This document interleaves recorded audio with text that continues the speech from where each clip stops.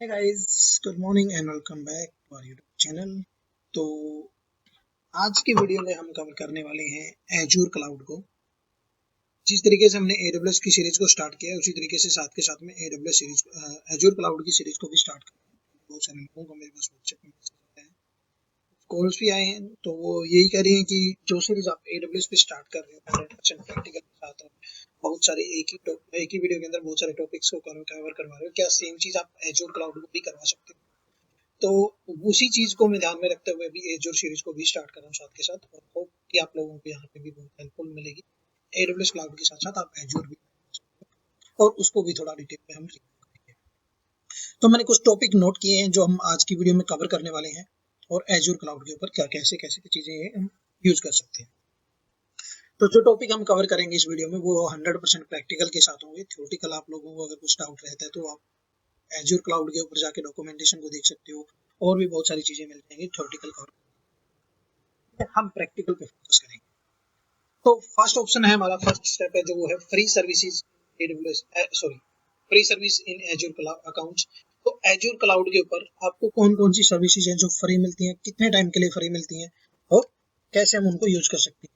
तो उन चीजों को हम रिव्यू करेंगे थोड़ा सा, और फिर उन चीजों को रिव्यू करने के बाद हम अपने जो एजूर क्लाउड का जो हम अकाउंट क्रिएट करेंगे उस अकाउंट के ऊपर जो हमारा होम पेज होता है उस होम पेज को हम रिव्यू करेंगे, और होम पेज रिव्यू करने के बाद हम एजूर क्लाउड के ऊपर जो डैशबोर्ड होते हैं उन डैशबोर्ड को हम कैसे क्रिएट कर सकते हैं, कैसे रिव्यू कर सकते हैं, कैसे हम उस डैशबोर्ड को कस्टमाइज कर सकते हैं, और अगर डिलीट करना है तो कैसे हम डैशबोर्ड को डिलीट करके नया डैशबोर्ड क्रिएट कर सकते हैं। वो सारी चीजें कवर करेंगे।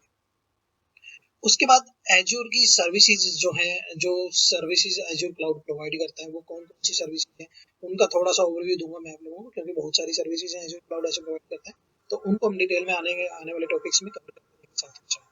फिर हम थोड़ा सा ओवरव्यू दे देंगे।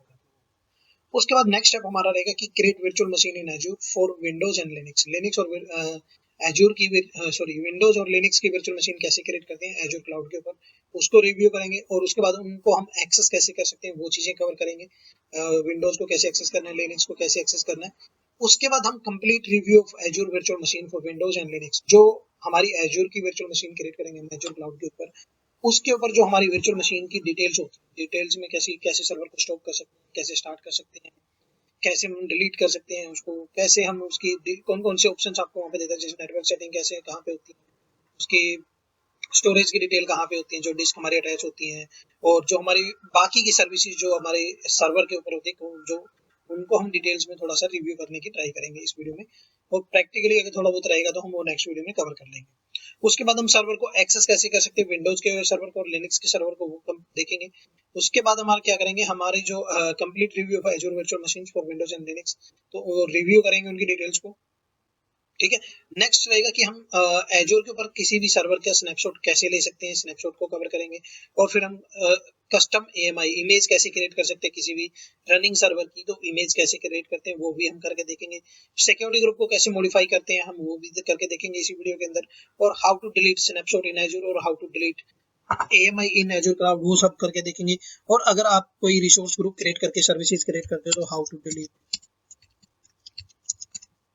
All services part of resource. ठीक है। तो ये आज की वीडियो के टॉपिक हमारे रहने वाले हैं। उसके बाद हम आगे के टॉपिक जो होंगे वो हम नेक्स्ट वीडियो में कवर करेंगे। तो अगर मैं सारी की सारी चीजें इसी वीडियो में कवर करने की ट्राई करूंगा तो वीडियो फिर बहुत ज्यादा लेंथी हो जाता है। तो ज्यादा लेंथी ना हो इस करके मैं क्या करूंगा, ये टॉपिक आज की वीडियो में कवर करेंगे। नेक्स्ट वीडियो में क्या क्या करेंगे वो मैं आपको last end of the video बता दूंगा। ठीक है। तो इसके लिए चलते हैं हम अभी अपने एजूर कंसोल के ऊपर, एजूर डैशबोर्ड। पहले हम ब्राउजर पे चलते हैं और यहाँ पे हम लिखते हैं एजूर फ्री अकाउंट्स। ठीक है। यहाँ पे एजूर फ्री अकाउंट को हम सर्च करते हैं, create your free account today. ठीक है। इसके ऊपर हम क्लिक करते हैं। तो यहाँ पे जैसे ही आप एजूर फ्री अकाउंट के ऊपर क्लिक करते हो तो यहाँ पे फर्स्ट ऑप्शन है कि build in cloud with an Azure account. तो एजूर अकाउंट क्रिएट करने के लिए आपको एजूर है जो दो तरीके का अकाउंट प्रोवाइड करवाता है आपको। एक होता है आपका ट्राई एजूर फॉर फ्री, मतलब अगर आपको एजूर की सर्विसेज जो फ्री हैं, कुछ टाइम के लिए फ्री हैं, कुछ महीने के लिए, 1 महीने के लिए आपको जो क्रेडिट देता है, अगर आप वो फ्री वाली सर्विसेज यूज करना चाहते हो तो वो आप यहाँ पे Azure try Azure for free वाला उस पे जाके अकाउंट क्रिएट कर सकते हो। या फिर आप पे एज यू गो, मतलब पे एज यू गो का मतलब होता है कि जितना आप यूज करते हो एजूर की सर्विसेज को उतना आप बिल उसको पे करोगे, तो वो सर्विसेज वो सब्सक्रिप्शन भी आप यहाँ पे लेके अकाउंट क्रिएट कर सकते हो डायरेक्ट।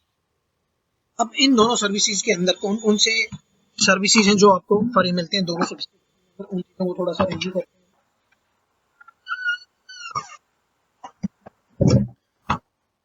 ठीक है, तो मैं अभी यहाँ पे नीचे आता हूँ थोड़ा सा एरो के थ्रू, और यहाँ पे देखोगे choose the azure account that right for you, कि आपके लिए कौन सा एज्योर अकाउंट राइट है वो आप यहाँ पे चूज कर सकते हो।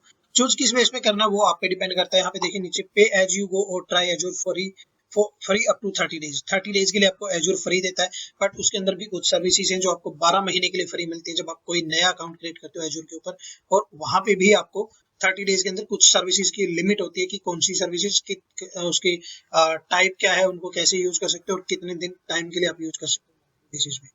ठीक है, और यहाँ पे क्या रहता है कि there is no upfront commitment cancel any time, मतलब ऐसा कोई ये नहीं कि आपने एग्रीमेंट कर लिया कि नहीं आपको 1 साल के लिए यूज करनी है, आप जब मर्जी चाहो उसको कैंसिल कर सकते हो सब्सक्रिप्शन को और अपना अकाउंट वो कर सकते हो, उसमें कोई चार्जेस आपको पे नहीं करने की जरूरत। उसके बाद नीचे आते हैं तो यहाँ पे देखोगे आपको एज्योर फ्री अकाउंट्स और पे एज यू गो, तो इन दोनों में सर्विसेज हैं जो आपको कॉमन मिलेंगी जब आप नया अकाउंट क्रिएट करते हो। तो वो कौन कौन सी हैं और कौन सी सर्विसेज आपको जैसे एज्योर के ऊपर देता है जो फ्री वाले अकाउंट में देता है वो कौन सी। ठीक है, तो मैं जैसे यहाँ पे राइट साइड में पहले लेफ्ट साइड में आता हूँ तो यहाँ पे देखिए always only to new Azure customers, जो ये फ्री अकाउंट है ये सिर्फ नए कस्टमर के लिए है, ये नहीं है कि कोई पुराना कस्टमर है जिसने अकाउंट क्रिएट किया हुआ है ऑलरेडी वो इस सर्विसेज को कंज्यूम मतलब यूज कर सकता है। नहीं, जो नया अकाउंट क्रिएट करेगा सिर्फ उन्हीं बंदों के लिए ये फ्री वाला अकाउंट क्रिएट कर सकते हैं, और जो पहले से यूज हो रहा है वो आप फ्री वाली सब्सक्रिप्शन यूज नहीं कर सकते उसमें, वो आपकी 1 महीने के लिए ही रहती है जब आप नया अकाउंट क्रिएट करते हैं।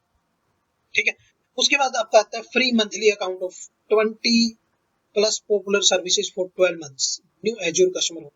तो यहाँ पे भी क्या है कि 20 प्लस पॉपुलर सर्विसेज हैं जो 12 महीने के लिए आपको एज्योर प्रोवाइड करता है, बट कंडीशन है इसमें कि वो भी नए कस्टमर पे ही लागू होती है। ये नहीं है कि आपने 2 साल पहले कोई अकाउंट क्रिएट किया था और आपको वहां पे भी 12 महीने के लिए सर्विसेज फ्री देगा, नहीं, जो नए अकाउंट होंगे उनके लिए ही होगा। और ये सब यही आपको सर्विस है जो पे एज यू गो सब्सक्रिप्शन के अंदर भी देता है नए अकाउंट के। उसके बाद आता है free monthly amount of 65 plus always free services. 65 plus services हैं जो हमेशा के लिए आपकी फ्री रहती हैं, आपका चाहे वो फ्री अकाउंट हो या फिर आपका pay as you go account हो, दोनों के अंदर। ठीक है, access to full catalogue of service up to free amount and used USD 200 credit, मतलब जब हम एज्योर के ऊपर कोई फ्री अकाउंट क्रिएट करते हैं तो आपको एज्योर क्लाउड है जो एज्योर है जो माइक्रोसॉफ्ट है जो वो आपको 200 USD डॉलर है जो वो आपके अकाउंट के अंदर क्रेडिट करती है, और जब तक वो आपका क्रेडिट रहता है आपके अंदर, वो आपका जो क्रेडिट होता है $200 वो 30 डेज के लिए वैलिड होता है, और उन 30 डेज के अंदर आप जितनी भी सर्विसेज यूज करना चाहो यूज कर सकते हो एज्योर के ऊपर। वो आपका जो बिलिंग अमाउंट होगी वो आपकी जो USD 200 आपको एज्योर देता है उसके अंदर से स्पेंड होगी। ये नहीं है कि आपको अलग से पेमेंट करनी पड़ेगी उसकी, नहीं, वो आपको $200 USD डॉलर जो देता है वो उसके अंदर से आपकी डिडक्ट होगी पेमेंट्स है। और जैसे ही आपका $200 क्रेडिट आपका जो लिमिट खत्म हो जाएगी उसके बाद फिर आपको उसका पे करना पड़ेगा, बट ये 30 डेज के लिए वैलिड होता है आपका। ठीक है, ये जो 200 USD डॉलर आपको फ्री क्रेडिट देता है वो सिर्फ फ्री वाली सब्सक्रिप्शन पे देता है, वो पे एज यू गो पे नहीं देता, ये ध्यान रखना है। ठीक है, उसके बाद spending protection, credit card would not be charge, यहाँ पे स्पेंडिंग प्रोटेक्शन होती है, आप यहाँ पे लिमिट भी लगा सकते हो और क्रेडिट कार्ड से कोई एक्स्ट्रा चार्ज नहीं करना पे करना पड़ता आपको। ठीक है, no upfront commitment cancel any time, किसी भी टाइम पे हम इस सब्सक्रिप्शन को कैंसिल कर सकते हैं, जरूरी नहीं है कि आपने फ्री वाली सब्सक्रिप्शन यूज की 1 महीना और उसके बाद आपने पे एज यू गो में यूज करना पड़ेगा, नहीं, आप चाहो तो उस टाइम पे कैंसिल भी कर सकते हो अपनी सब्सक्रिप्शन। ठीक है, सेम यहाँ पे आपको टेक्निकल सपोर्ट अलग से मिलता है आपका pay as you go subscription के अंदर, और नो अपफ्रंट कमिटमेंट है इसके अंदर भी कभी भी कैंसिल कर सकते हो। ठीक है, और move to pay as you go pricing to continue beyond 30 days और आफ्टर 30 डेज, मतलब कि जो आपका पे एज यू फ्री वाला अकाउंट होता है आप उसको चाहो तो 30 डेज के पहले भी उसको पे एज यू गो सब्सक्रिप्शन में स्विच कर सकते हो और 30 डेज के बाद भी चाहो तो स्विच कर सकते हो। ठीक है, no action required to continue beyond 30 days, यहाँ पे आपको कोई लिमिट नहीं है, यहाँ पे अगर आप 30 डेज स्पेंड कंप्लीट कर लेते हो तो उसको कंटिन्यू रखने के लिए आपको पे एज यू गो सब्सक्रिप्शन के ऊपर स्विच करना पड़ता है, और यहाँ पे ऐसी कोई कंडीशन नहीं है क्योंकि हम already pay as you go subscription use कर रहे हैं, तो 30 डेज के बाद यहाँ पे ऐसा कुछ करने की जरूरत नहीं है। यहाँ पे एज्योर आपको चैट सपोर्ट भी प्रोवाइड करता है, अगर आप चाहो तो चैट सपोर्ट ले सकते हो जो आपको आपके सेलर से यहाँ पे डायरेक्ट माइक्रोसॉफ्ट के जो सेल्स एग्जीक्यूटिव से कनेक्ट कर। ठीक है, उसके बाद नीचे आता है USD 200 क्रेडिट ये आपके 30 डेज के लिए होते हैं फ्री अकाउंट्स के अंदर, और यहाँ पे पे ओनली व्हाट यू यूज, मतलब जो हम यूज करेंगे सिर्फ उतना ही पे करेंगे, और वो मंथली बेसिस पे पे करना होगा। मैं ये नहीं कि आपको डेली बेसिस पे पे करना पड़ेगा, मंथली बेसिस पे इनवॉइस जनरेट होगी और उसके अकॉर्डिंग आपको पे करना पड़ेगा। ठीक है, take advantage of free products, these product are free up to specified monthly account, some are always free to all Azure customers and some of are for free for 12 months for new customer only। ठीक है, तो जैसे यहाँ पे आप देख रहे हो कि एजूर वर्चुअल मशीन है जो आपको 12 मंथ के लिए आपको फ्री देता है, बट उसमें कुछ कंडीशंस हैं कि वो आपको हर महीने 750 घंटे देता है, बट उसके अंदर आपकी जो साइज है, आपका जो वर्चुअल मशीन का साइज रहेगा वो आपका B1S या B2PTS होना चाहिए, उसी के ऊपर आपको 750 घंटे फ्री मिलेंगे 12 महीने, हर महीने फ्री रहेगा 750 घंटे। सेम लिनक्स के अंदर देता है, और यही आपके साइज है वर्चुअल मशीन का जो आप यूज कर सकते हो, और वो आपको फ्री देता है। सेम एजूर एसक्यूएल डाटाबेस के अंदर आपको 10 डाटाबेस विद 1000 वीक और second serverless tier and 32 GB storage etch. Azure blob storage आपको 5 GB स्पेस देता है, जैसे हमने AWS के अंदर पढ़ा था कि S3 यहाँ पे जो बकेट हम क्रिएट करते हैं, S3 स्टोरेज जो यूज करते हैं, वहाँ पे 5 GB आपको, तो यहाँ पे भी आपको 5 GB स्पेस फ्री देता है, बट यहाँ पे आपकी जो सर्विस होती है वो एजूर ब्लॉब स्टोरेज के नाम से जानते हैं, और AWS में आपको उसको S3 के नाम से जानते हैं। ये भी आपकी 12 महीने के लिए फ्री देता है। ठीक है, यहाँ पे ये ऑलवेज के लिए, तो आप यहाँ पे देख सकते हो, और देख ऊपर लिखा होता है ऑलवेज कौन सी फ्री है, कौन सी आपकी किस टाइम के लिए। अगर आप और डिटेल में देखना आपको, तो आप यहाँ पे सी ऑल फ्री सर्विसेज में क्लिक करके भी देख सकते हो। यहाँ पे इन्होंने आपकी एजूर के लिए स्टडी डॉक्यूमेंटेशन भी दिए हैं, आपको वीडियो देखनी है वो भी देख सकते हो, एक्सपर्टीज की हेल्प चाहिए तो वो भी कर सकते हो, यहाँ पे आपको एक्सपर्ट हेल्प लेंगे। ठीक है, तो होप जो फ्री सर्विसेज आपको एजूर प्रोवाइड करता है वो उनके बारे में आपको रिव्यू हो गया होगा कंप्लीट। अभी हम क्या करते हैं, हम अपना अकाउंट के ऊपर लॉगिन करते हैं। मैंने ऑलरेडी अकाउंट क्रिएट कर रखा है एजूर के ऊपर, तो मैं यहाँ पे अकाउंट क्रिएट करने की स्टेप नहीं बताऊंगा आपको, आप खुद अकाउंट क्रिएट कर सकते हो, जिसके अंदर आपको मतलब आपकी कुछ पर्सनल डिटेल पूछता है, क्रेडिट कार्ड की इन्फॉर्मेशन पूछता है, आपके एड्रेस प्रूफ पूछता है, तो उनके अकॉर्डिंग आपको वो डिटेल्स पूछता है और आप अकाउंट क्रिएट कर सकते हो। ठीक है, उसके बाद जैसे ही हम एजूर क्लाउड के ऊपर लॉगिन कर लेते हैं, तो एजूर क्लाउड के ऊपर लॉगिन करते ही आपको आपका एक होम पेज दिखता है। आपका होम पेज के ऊपर जो होता है, आपको इस टाइप का होम पेज दिख रहा होगा, जैसे अभी आप देख रहे हो स्क्रीन के ऊपर। ठीक है, और यहाँ पे आपको कौन कौन से ऑप्शन देता है, जो जैसे यहाँ पे आपको एजूर सर्विसेज के अंदर देख रहे हो, ये ऑप्शन दे रहे हैं आपको, ये इन्होंने बुक मार्क किए हुए हैं, कुछ आपको ऑटोमेटिक यहाँ पे शो कर। ठीक है, जो हम सर्विसेज यूज करते जाएंगे वहाँ पे आते जाएंगे, रिसेंट सर्विसेज को यहाँ पे शो कर। ठीक है, अब मैं चलता हूँ राइट साइड में, यहाँ से हम स्टेप वाइज स्टेप करते हैं, बीच से नहीं शुरू करेंगे। अब राइट साइड में आपको यहाँ पे देता है, जो ऊपर दे रहा है, यहाँ पे आपको दिखाता है आपके अकाउंट की डिटेल, जो आप जिस अकाउंट से आपने लॉगिन किया होता है, जो आपकी डायरेक्टरी होती है, उसको डिटेल में और देखना है तो माय माइक्रोसॉफ्ट अकाउंट पे क्लिक करके आप इस अकाउंट की डिटेल और देख सकते हो उसमें जाके। ठीक है, तो सेकंड ऑप्शन जो देता है वो देता है आपको फीडबैक के लिए। मान लो आपको किसी टाइप का कोई फीडबैक माइक्रोसॉफ्ट के साथ शेयर करना है, तो आप यहाँ पे फीडबैक शेयर कर सकते हो, और यहाँ पे आप क्लिक करोगे तो यहाँ पे एक फीडबैक का पेज ओपन हो जाएगा, और आप अपना फीडबैक शेयर कर सकते हो। जैसा भी आपका फीडबैक है वो आप यहाँ पे टाइप करके और इमोजी के साथ यहाँ पे करके और यहाँ पे क्लिक करके ओके और सबमिट कर सकते हो। आपका फीडबैक आपका डायरेक्ट माइक्रोसॉफ्ट के पास चला जाएगा। नेक्स्ट ऑप्शन आपको दिख रहा है क्वेश्चन मार्क। क्वेश्चन मार्क का मतलब आपको भी पता है कि यहाँ पे सपोर्ट या हेल्प टाइप की डिटेल मिलती है, तो अगर आप इसके ऊपर क्लिक करते हो तो यहाँ पे आपको इसकी डिटेल्स मिल जाएंगे। आपको माइक्रोसॉफ्ट का सपोर्ट चाहिए, कोई ट्रबल शूटिंग स्टेप चाहिए, तो आप यहाँ पे सर्च कर सकते हो, कम्युनिटी से कनेक्ट कर सकते हो, और यहाँ पे आप कस्टमाइज अपना मैसेज टाइप करके भी सर्च कर सकते हो, तो उससे रिलेटेड आपको हेल्प मिल जाएगी। ठीक है, नेक्स्ट ऑप्शन आपको देता है सेटिंग। सेटिंग जो यहाँ पे ये ऑप्शन दे रहा है वो दे रहा है आपको आपके इस अकाउंट की सेटिंग्स के लिए। जैसे मैं सेटिंग के ऊपर क्लिक करता हूँ, तो सेटिंग पे क्लिक करने के बाद आपको दिखा देता है कि आपके पास सब्सक्रिप्शन कौन सी है, और आपके डायरेक्टरी का नाम क्या है, स्टेटस क्या है, उसका एक्टिव है नहीं है, यहाँ पे सारी चीजें शो करता है। और यहाँ पे आपको एडवांस फिल्टर शो करता है, अगर आपको एडवांस में सर्च करनी है। अपीयरेंस जो आपका डैशबोर्ड होता है उसकी सेटिंग्स को इनेबल करना, आपको जो मतलब होम स्क्रीन होती है उसको अगर आपको चेंज करना है कलर वगैरह, तो आप यहाँ से चेंज कर सकते हो। जैसे मैं अभी यहाँ का भी करता हूँ तो इसका कलर चेंज हो जाएगा। ठीक है, जैसे मैं अगर डार्क करता हूँ तो डार्क जो है यहाँ पे मतलब ये आप अपनी होम पेज की सेटिंग्स को चेंज कर सकते हो। तो मैं इसको बाकी नॉर्मल उसी में ले आता हूँ। लैंग्वेज एंड रीजन सेलेक्ट करने हैं, कोई चेंज करना आपको वो कर सकते हो। माई इन्फॉर्मेशन देखनी है आपको, मतलब जो आपका अकाउंट है उसकी इन्फॉर्मेशन आपको देखनी है तो वो यहाँ पे देख सकते हो। और साइन अप नोटिफिकेशन वगैरह देखने तो वो सारी चीजें यहाँ पे देख सकते हो। और कुछ यूजफुल लिंक माइक्रोसॉफ्ट ने आपको यहाँ पे ऐड करके दिए हुए हैं, अगर आपको यूज करने तो वो भी आप यहाँ पे यूज कर सकते हो। ठीक है, नेक्स्ट ऑप्शन आपको यहाँ पे देता है नोटिफिकेशन का। तो जितनी भी हम एजूर के अंदर कोई भी सर्विस यूज करेंगे, कोई भी सर्विस क्रिएट करेंगे, डिलीट करेंगे, तो वो नोटिफिकेशन बार के ऊपर आपको यहाँ पे शो करेगा, उनका स्टेटस शो करता रहेगा, और उनकी डिटेल्स में आप यहाँ पे देख सकते हो उनका स्टेटस क्या है, क्रिएट हुआ है, डिलीट हुआ है, जो है वो चीजें आता रहेगा। नेक्स्ट ऑप्शन देता है आपको क्लाउड सेल। क्लाउड सेल मतलब जैसे मैंने आपको बताया था कि AWS के अंदर भी आपको क्लाउड सेल मिलता है और Azure के ऊपर भी आपको क्लाउड सेल मिलता है। यहाँ पे आप डायरेक्ट जैसे कंसोल के ऊपर हमने लॉगिन कर रखा है, यहाँ पे अगर आप Azure क्लाउड सेल को यूज करते हो तो यहाँ पे भी आप डायरेक्ट अपने अकाउंट के साथ मतलब लॉगिन हो जाओगे और वहां पे आप कमांड लाइन काम कर सकते हो। अब कमांड लाइन काम करने के दो तरीके होते हैं, या तो आप माइक्रोसॉफ्ट का जो पावर शेल यूज है, पावर शेल है उसके थ्रू यूज कर सकते हो स्क्रिप्टिंग वगैरह कमांड्स के थ्रू काम करके, या फिर आप बैश भी यूज कर सकते हो जो आपका लिनक्स में बैश आते हैं। ठीक है, अगर मैं क्लाउड शेल के ऊपर क्लिक करता हूँ तो यहाँ पे आपको दो तरीके का शो करेगा कि आपको कौन सा करना है। Welcome to Azure cloud, bash use करना है, पावर शेल यूज करना है। तो बैश यूज करते हो तो आपका लिनक्स वाला जो कमांड्स होती है वो सारी वो चलेंगी, और अगर हम पावर शेल यूज करते हैं तो पावर शेल में आपकी माइक्रोसॉफ्ट की जो पावर शेल के अंदर हम कमांड्स वगैरह रन करते हैं वो सारी रन होती है। और अगर मैं यहाँ पे किसी भी उसके ऊपर क्लिक करता हूँ, तो जैसे मान लो एग्जाम्पल के लिए मैं बैश पे क्लिक, बैश पे क्लिक करने के बाद आपसे कुछ सेटिंग्स पूछेगा कि जो आप काम कमांड लाइन के थ्रू उनको लॉग्स वगैरह कैप्चर करता रहे, कि कुछ एक्टिविटी करते हैं तो उनकी लॉग्स वगैरह कैप्चर करते रहे। तो उसके लिए अगर स्टोरेज अकाउंट की जरूरत पड़ती है तो आप यहाँ पे माउंट स्टोरेज अकाउंट यूज कर सकते हो और आपके लॉग्स यहाँ पे कैप्चर होते रहेंगे, जो भी आपके लॉग्स बनते रहेंगे। अगर नहीं कैप्चर करने आपको लोग, तो नो स्टोरेज अकाउंट यूज करके आप ये सब्सक्रिप्शन यूज करके इसको ओपन कर लीजिए और आपका क्लाउड जो पावर शेल है वो यूज हो जाए, ओपन हो जाएगा यहाँ पे। जैसे मैं अभी अप्लाई करता हूँ बिना स्टोरेज अकाउंट के, और यहाँ पे कह रहा है कि रिक्वेस्टिंग ए क्लाउड शेल, और यहाँ पे थोड़ी देर के अंदर आपका क्लाउड शेल है जो कनेक्ट हो जाएगा आपके टर्मिनल के ऊपर। ठीक है, कनेक्टिंग टर्मिनल आ रहा है।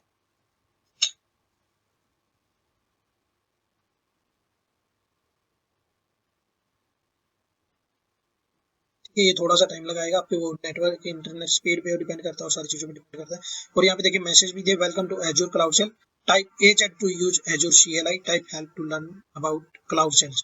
अगर आपको इसके ऊपर कुछ कमांड रन करनी है तो आप यहाँ पे हेल्प करके उसकी डिटेल्स में जा सकते हो और डिटेल कवर कर सकते हो। ठीक है, बट अभी हम इसको कवर नहीं करेंगे कुछ डिटेल्स में। तो अभी मैं आपको ये बता रहा था कि कैसे हम उसको कर सकते हैं। अगर आपको स्विच टू पावर शेल करना है, मतलब अभी हमने बैश यूज किया, पावर शेल में यूज करना है, तो पावर शेल में यहाँ पे स्विच कर सकते हो, कंफर्म कर दो। यहाँ पे अभी आपका क्या करेगा, ये माइक्रोसॉफ्ट का जो पावर शेल होता है उसके अंदर आपको स्विच करवा देगा। ठीक है, आपका जो ये टर्मिनल सेशन चल रहा होता है, अगर आपको उसको रीस्टार्ट करना है तो आप यहाँ से उसको रीस्टार्ट भी कर सकते हो।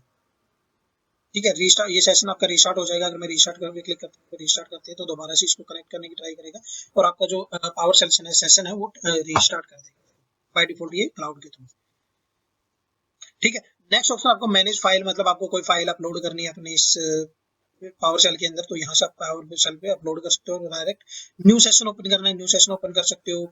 सेटिंग्स चेंज करनी है कुछ आपकी, तो फॉन्ट वगैरह, साइज वगैरह, थीम वगैरह, तो वो सारी चीजें भी आप यहाँ पे कर सकते हो। कोई हेल्प चाहिए तो आप ये ले सकते हो। ये आपकी जो हेल्प रिलेटेड और सारी चीजें हैं ये आपके क्लाउड शेल से रिलेटेड है, वो चाहे आप पावर शेल का यूज कर रहे हो चाहे आप वो बैश यूज कर रहे हो। ठीक है, और अगर आपको इसको बंद करना है तो आप यहाँ पे क्रॉस साइन पे क्लिक कर दीजिए, आपका क्लाउड शेल है जो वो बंद हो जाएगा। ठीक है, नेक्स्ट ऑप्शन आपको देते हैं को पायलट। को पायलट अभी एडवांस फीचर आया है, आपको भी पता है कि AI आने के बाद को पायलट का ऑप्शन ऐड हुआ है, तो इसको हम आने वाले वीडियोस में कवर करेंगे, अभी हम इसको नहीं टच करते हैं। नेक्स्ट ऑप्शन आपको यहाँ पे देता है सर्च। सर्च का मतलब जैसे हमने AWS के अंदर सर्च की थी कोई भी सर्विसेज, कोई भी डॉक्यूमेंटेशन, कुछ भी सर्च करना, आप यहाँ पे टाइप कर दीजिए सर्विसेज का नाम, तो वो चीजें सर्च हो जाएंगी। वर्चुअल मशीन सर्च करता हूँ जैसे मैं यहाँ पे। ठीक है, तो यहाँ पे ये वर्चुअल मशीन को सर्च कर देगा और उससे रिलेटेड अगर डॉक्यूमेंटेशन वगैरह देखनी है तो नीचे डॉक्यूमेंटेशन भी दिखा देगा आपको। और जैसे कि आपने, मैंने बताया था आपको कि AWS बहुत एडवांस लेवल पे डॉक्यूमेंटेशन, सेम वे में आपको एजूर भी एडवांस लेवल पे डॉक्यूमेंटेशन देता है। आपको अगर एजूर और AWS के डॉक्यूमेंट को ही थ्योरेटिकली पढ़ लेते हो तो बहुत कुछ सीख वहां से भी, प्रैक्टिकली हम बता ही रहे हैं आपको। ठीक है, तो यहाँ से आपको सर्च के अंदर कोई भी सर्विस सर्च करनी हो जो एजूर क्लाउड प्रोवाइड करता है वो सर्विस आपको मिल जाएगी। ठीक है, तो ये आपके सर्च बार है कहते हैं तो इसको। नेक्स्ट ऑप्शन आपको देता है माइक्रोसॉफ्ट एजूर। माइक्रोसॉफ्ट एजूर के ऊपर आप क्लिक करते हो तो आप वापस आपकी होम स्क्रीन पे आ जाते हो। एग्जांपल के लिए मैं आपको एक बार पहले स्विच करके दिखाता हूँ किसी और स्क्रीन पे, और मैं आपको माइक्रोसॉफ्ट एजूर के ऊपर क्लिक करता हूँ तो आपको यहाँ पे वापस आपके होम पेज के ऊपर ले आएगा। ठीक है, आगे आपको देता है 3 बार दिए हुए हैं, 3 बार के ऊपर आप जब क्लिक करते हो तो यहाँ पे आपको बहुत सारे ऑप्शन देता है जो सर्विसेज माइक्रोसॉफ्ट एजूर क्लाउड आपको प्रोवाइड करवाता है, उनकी पूरी इंफॉर्मेशन यहाँ पे होती है। तो जो फर्स्ट ऑप्शन दे रहा है वहां पे दे रहा है आपको क्रिएट ए रिसोर्स। अगर आपको कोई सर्विस, कोई रिसोर्स क्रिएट करना है जो क्लाउड के ऊपर, तो आप डायरेक्ट यहाँ पे क्लिक करके भी रिसोर्स क्रिएट कर सकते हो। और अगर आपको मान लो कोई पर्टिकुलर वर्चुअल मशीन को क्रिएट करना है तो आप डायरेक्ट यहाँ पे भी जाके क्रिएट कर सकते हो वर्चुअल मशीन सर्च करके। ठीक है, जैसे मैं क्रिएट ए रिसोर्स के ऊपर क्लिक करता हूँ तो आपको यहाँ पे पूछेगा कि आपको क्रिएट क्या करना है। ठीक है, तो क्रिएट क्या करना है आपको, मान लो यहाँ पे मेरे को Azure storage account, storage use करना है। ठीक है, तो एजूर स्टोरेज के ऊपर मैं क्लिक करके उसको यूज कर सकता हूँ। वर्चुअल मशीन करना है तो आपको पता होना चाहिए उस सर्विस को, आप यहाँ पे सर्च करके वो कर सकते हो। अगर आपको नाम नहीं पता है उन सर्विसेज का तो आप यहाँ पे नीचे ड्रॉप डाउन करते जाइए और आपको जो सर्विसेज यूज करनी है आप उसको क्रिएट कर सकते हैं। ठीक है, नीचे लेफ्ट साइड में आपको यहाँ पे देखिए रिसेंटली क्रिएटेड आइटम का भी ऑप्शन दे रहा है कि आपने पहले क्या क्या क्रिएट किया है। उसके बाद नीचे कैटेगरी बना रखी है इन्होंने। कैटेगरी के अंदर जैसे कंप्यूटर के अंदर जाते हो, कंप्यूटर के अंदर आपको वर्चुअल मशीन से रिलेटेड जो भी ऑप्शंस होते हैं वो सारे के सारे आपको यहाँ पे मिलते हैं। कंटेनर आपके जो आजकल डोकर वगैरह हम यूज करते हैं उनके लिए कंटेनर को लॉन्च करना आपको तो वो कर सकते हो। डाटाबेस जो हमारे सर्वर्स होते हैं एसक्यूएल के, जो भी डाटाबेस आपको यूज करना है उसके थ्रू आपको यहाँ पे सारी सर्विसेज मिलती हैं। और नीचे आते हैं जैसे हम यहाँ पे मैं नेटवर्किंग के अंदर जाता हूँ तो यहाँ पे आपका जो वर्चुअल नेटवर्क होता है, नेटवर्क सिक्योरिटी ग्रुप होते हैं, पब्लिक आईपी होते हैं, वर्चुअल नेटवर्क गेटवे होता है, रूट टेबल होती है, वो सारी सेटिंग आपको यहाँ पे मिलती है। सिक्योरिटी के अंदर आपके सिक्योरिटी से रिलेटेड मिलेंगे। स्टोरेज के अंदर आपका एज़्योर स्टोरेज मिलता है, डिस्क मिलती है, जो सारी चीजें होती है वो आपको यहाँ पे शो करता है। ठीक है, तो ये सारी सर्विसेज आपको यहाँ पे मिलती है। जब हम क्रिएट ए रिसोर्स को क्लिक करते हैं, मैं वापस होम पे जाता हूँ और 3 बार पे क्लिक करता हूँ तो होम पेज पे अगर आपको जाना है तो आप यहाँ पे क्लिक करके भी वापस होम पेज पे आ सकते हैं और यहाँ पे क्लिक करके भी होम पेज पे आ सकते हैं। नेक्स्ट ऑप्शन देता है आपको डैशबोर्ड का। डैशबोर्ड का अगर मैं क्लिक करता हूँ तो डैशबोर्ड आपको आपकी एक जो आप सर्विसेज यूज करते हो अगर उनको आपको मॉनिटर करना है कि कौन सी सर्विसेज कितने टाइम से यूज हो रही है, क्या और कौन कौन सी सर्विसेज यूज हो रही है, कौन कौन से यूजर अकाउंट्स हैं मेरे यहाँ पे, तो कौन कौन किस टाइप से आपको मतलब डैशबोर्ड क्रिएट करने हैं तो वो कर सकते हो। मल्टीपल डैशबोर्ड भी आप क्रिएट कर सकते हो। तो जैसे यहाँ पे आप माई डैशबोर्ड के ऊपर क्लिक करते हो तो यहाँ पे एरो का साइन आ रहा है तो मेरे पास मल्टीपल डैशबोर्ड है। जैसे मैं माई डैशबोर्ड पे क्लिक करता हूँ तो यहाँ पे आपको अलग डैशबोर्ड मिलेगा। अगर दूसरे वाले डैशबोर्ड में मेरे को जाना है तो मैं यहाँ पे स्विच करके दूसरे पे जा सकता हूँ। ठीक है, नेक्स्ट आपको देता है यहाँ पे ऑप्शन क्रिएट का। अगर मैं नया डैशबोर्ड क्रिएट करना चाहता हूँ तो मैं यहाँ पे क्रिएट पे क्लिक करके नया डैशबोर्ड क्रिएट कर सकता हूँ। आपको डैशबोर्ड का नाम देना होगा न्यू डैशबोर्ड। ठीक है, उसके बाद आपको यहाँ पे ऐड करना है कि आप ऐड क्या करना चाहते हो। तो आप यहाँ पे चाहो तो कस्टमाइज करके भी ऐड कर सकते हो और अगर आप इनमें से जो चीजें आपको यहाँ पे दिख रही हैं उनमें से कोई आपको चीजें ऐड करनी तो आप वो सिलेक्ट करके भी ऐड कर सकते हो उसको। ठीक है, डैशबोर्ड नेम पूछ रहा है कि कहाँ पे आपको ऐड करना है, मैं यहाँ पे नाम दे देता हूँ डैशबोर्ड। ठीक है, अगर ये करना है नहीं करना है तो आप यहाँ पे कस्टम पे क्लिक करके क्या कर सकते हो, यहाँ पे आपको टाइल गैलरी का ऑप्शन देता है और यहाँ पे आप सर्च करके कोई भी चीज सर्च करना चाहो तो यहाँ पे वो चीजें ऐड कर सकते हो। जैसे मान लो मेरे को यहाँ पे रिसोर्स ग्रुप को ऐड करना है, मैं सिलेक्ट करूंगा, ऐड कर दूंगा, यहाँ पे रिसोर्स ग्रुप ऐड हो जाएगा। उसके बाद मेरे को ऑल रिसोर्सेज मतलब जो भी मैं वर्चुअल मशीन क्रिएट करूंगा, स्टोरेज क्रिएट करूंगा, वीपीसी वगैरह जो वर्चुअल क्लाउड वगैरह क्रिएट करता हूँ वो सारी चीजें मेरे को शो करे तो मैं वो ऐड कर देता हूँ। क्लॉक भी मैं यहाँ पे ऐड कर देता हूँ एग्जाम्पल के लिए। ठीक है, और किस फॉर्मेट में 24 आवर्स में मैं ले लेता हूँ इसको। ठीक है, तो इसको आप कस्टमाइज करके ले सकते हो जैसा भी आपको करना है। और यहाँ पे जैसे मैं ARM डाटा लेता हूँ, ऐड करते हैं और इसको हम डन कर देते हैं। ठीक है, उसके बाद में क्या करता हूँ, इसको क्रॉस साइन से बंद कर देता हूँ। अब अगर मैं यहाँ पे देखूँ तो मेरे को यहाँ पे रिसोर्स ग्रुप दिख रहा है, टाइम जोन दिख रहा है, मेरे को ARM डाटा दिख रहा है। नीचे आऊंगा तो मैं नीचे, और मेरे पास मैंने अभी कुछ ऐड नहीं किया तो नीचे आपको बहुत सारे ऑप्शंस आप यहाँ पे ऐड कर सकते हो, काफी सारे स्पेस मिलता है आपको कस्टम डैशबोर्ड क्रिएट करने। ठीक है, अभी एग्जांपल के लिए मैं तीन ही चीजें ऐड करता हूँ। अगर आपको इनको ड्रैग ड्रॉप करके कहीं दूसरी जगह पे लेके जाना है, मान लो मैं जो मेरा टाइम है, टाइम को मैं लास्ट में लेके जाना चाहता हूँ तो मैं इसको ड्रैग ड्रॉप करके यहाँ पे ले जा सकता हूँ। और अगर मेरे को कोई चीज डैशबोर्ड से डिलीट करनी है तो मैं यहाँ पे सिंपल डिलीट कर सकता हूँ उसको क्लिक करके, रिमूव फ्रॉम डैशबोर्ड, और इसको हम सेव कर देते हैं। ठीक है, तो मेरा ये डैशबोर्ड बन गया। तो यहाँ पे ऊपर आपको नाम भी दिखा देगा माई डैशबोर्ड, और यहाँ पे आपको डैशबोर्ड दिखेंगे। नेक्स्ट ऑप्शन दिखता है आपको अपलोड का। अगर आपने कोई डैशबोर्ड कहीं और से इंपोर्ट डाउनलोड कर रखा है, मान लो माइक्रोसॉफ्ट आपने गूगल से कोई डैशबोर्ड डाउनलोड किया और आप चाहते हो कि वो कस्टम डैशबोर्ड आप यहाँ पे अपलोड करना चाहते हो, तो यहाँ पे आप अपलोड पे क्लिक करके वो जहाँ पे आपने डाउनलोड कर रखा है उसका पाथ देके आप इसको अपलोड कर सकते हो और आपका डैशबोर्ड यहाँ पे आ जाएगा। रिफ्रेश करना है, फुल स्क्रीन करनी है आपको, डैशबोर्ड को अपने को एडिट करना है तो एडिट पे क्लिक करके वापस उसको ऐड कर सकते हो। कोई नई चीज ऐड करनी है तो आप वो चीज ऐड कर सकते हो वापस यहाँ पे। ठीक है, तो उस तरीके से आप यहाँ पे एडिट कर सकते हो, वापस सेव कर सकते हो उस चीज को। शेयर करना आपको अपना डैशबोर्ड किसी के साथ, या एक्सपोर्ट करना है इसको तो आप एक्सपोर्ट करके शेयर कर सकते हो। डाउन क्लोन करना है, मतलब क्लोन की डुप्लीकेट बनाना है उसी का, तो वो कर सकते हो। डिलीट करना है डैशबोर्ड तो डिलीट के ऊपर क्लिक करके आप उसको डिलीट भी कर सकते हो। मान लो इसको डिलीट करता हूँ, ओके करते हैं तो मेरा ये डैशबोर्ड डिलीट हो जाएगा। इसको भी डिलीट करना है तो मैं इसको डिलीट कर देता हूँ, ओके करता हूँ, मेरे पास अभी एक ही डैशबोर्ड दिखेगा। ठीक है, तो डिलीट भी कर सकते हो यहाँ से, और लास्ट अपडेट क्या दिखाता है वो आपको दिखाता रहता है यहाँ पे।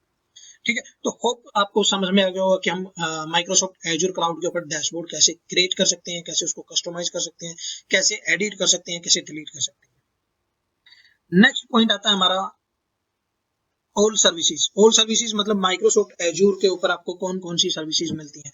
अगर मैं यहाँ पे ऑल सर्विसेज के ऊपर क्लिक करता हूँ तो ऑल सर्विसेज पे क्लिक करने के बाद माइक्रोसॉफ्ट एजूर क्लाउड जितनी भी सर्विस आपको देता है, आपको वर्चुअल मशीन क्रिएट करनी हो, आपको ऑटो स्केलिंग क्रिएट करनी हो, आपको लोड बैलेंसर क्रिएट करना हो, आपको वर्चुअल प्राइवेट क्लाउड क्रिएट करना हो, नेटवर्क क्रिएट करना हो, या आपको सबनेट क्रिएट करना हो, रूट गेटवे क्रिएट करना हो, आपको आरडीएस इंस्टेंस क्रिएट करना मतलब डाटाबेस इंस्टेंस कोई क्रिएट करनी है, डाटाबेस सर्वर क्रिएट करना है, आपको कोई डेवऑप्स की एक्टिविटी करनी है, आपको कोई आईएम रोल क्रिएट करना है, आपको कोई भी मतलब बिलिंग मैनेजमेंट से रिलेटेड कोई भी चीजें आपको देखनी है, उनको डिटेल में रिव्यू करना है, कोई कस्टम रिपोर्ट करनी है आपको, तो वो सारी चीजें आप यहाँ पे सर्च करके क्रिएट कर सकते हो। और यहाँ पे अगर आप जाते हो तो यहाँ पे आपको नीचे ऑप्शंस भी दिख रहे हैं सारे के सारे, ठीक है, सारे के सारे ऑप्शंस आपको देता रहेगा। अगर आपको सर्च करके नाम का नहीं पता है उसका तो आप यहाँ पे जाके उन चीजों को देख सकते हो, आपको पता चल जाएगी। नेक्स्ट ऑप्शन आपको दिखता है, मैं यहाँ पे सर्विस वापस अपने होम पेज पे जाता हूँ और यहाँ पे 3 बार के ऊपर क्लिक करता हूँ तो यहाँ पे क्या कर रखा है, ऑल सर्विसेज के बाद यहाँ पे कुछ फेवरेट बना रखा है। माइक्रोसॉफ्ट एजूर क्लाउड ने कुछ फेवरेट बना रखे, आप चाहो तो कोई सर्विस यहाँ से फेवरेट से हटा भी सकते हो। मैं वापस होम पेज पे आता हूँ एक बार, फेवरेट से यहाँ पे हटा सकते हो, इसको डिलीट करना है तो डिलीट कर सकते हो, ठीक है। और इसको यहाँ पे जैसे फेवरेट स्टार का ऑप्शन दिख रहा है तो मतलब ये फेवरेट के अंदर एडिड है। अगर मैं इसको अनचेक कर दूंगा तो यहाँ से ये हट जाएगा। जैसे मैं इसको हटाता हूँ और वापस आता हूँ अपनी स्क्रीन के ऊपर तो यहाँ पे देखिए जो आपका ऑप्शन था ऑल रिसोर्स वाला यहाँ से हट गया। जो भी ऑप्शन आपको यहाँ से फेवरेट से हटाने हैं आप उसके ऊपर क्लिक करो और उसको वहां से हटा सकते हो फेवरेट के ऑप्शन से,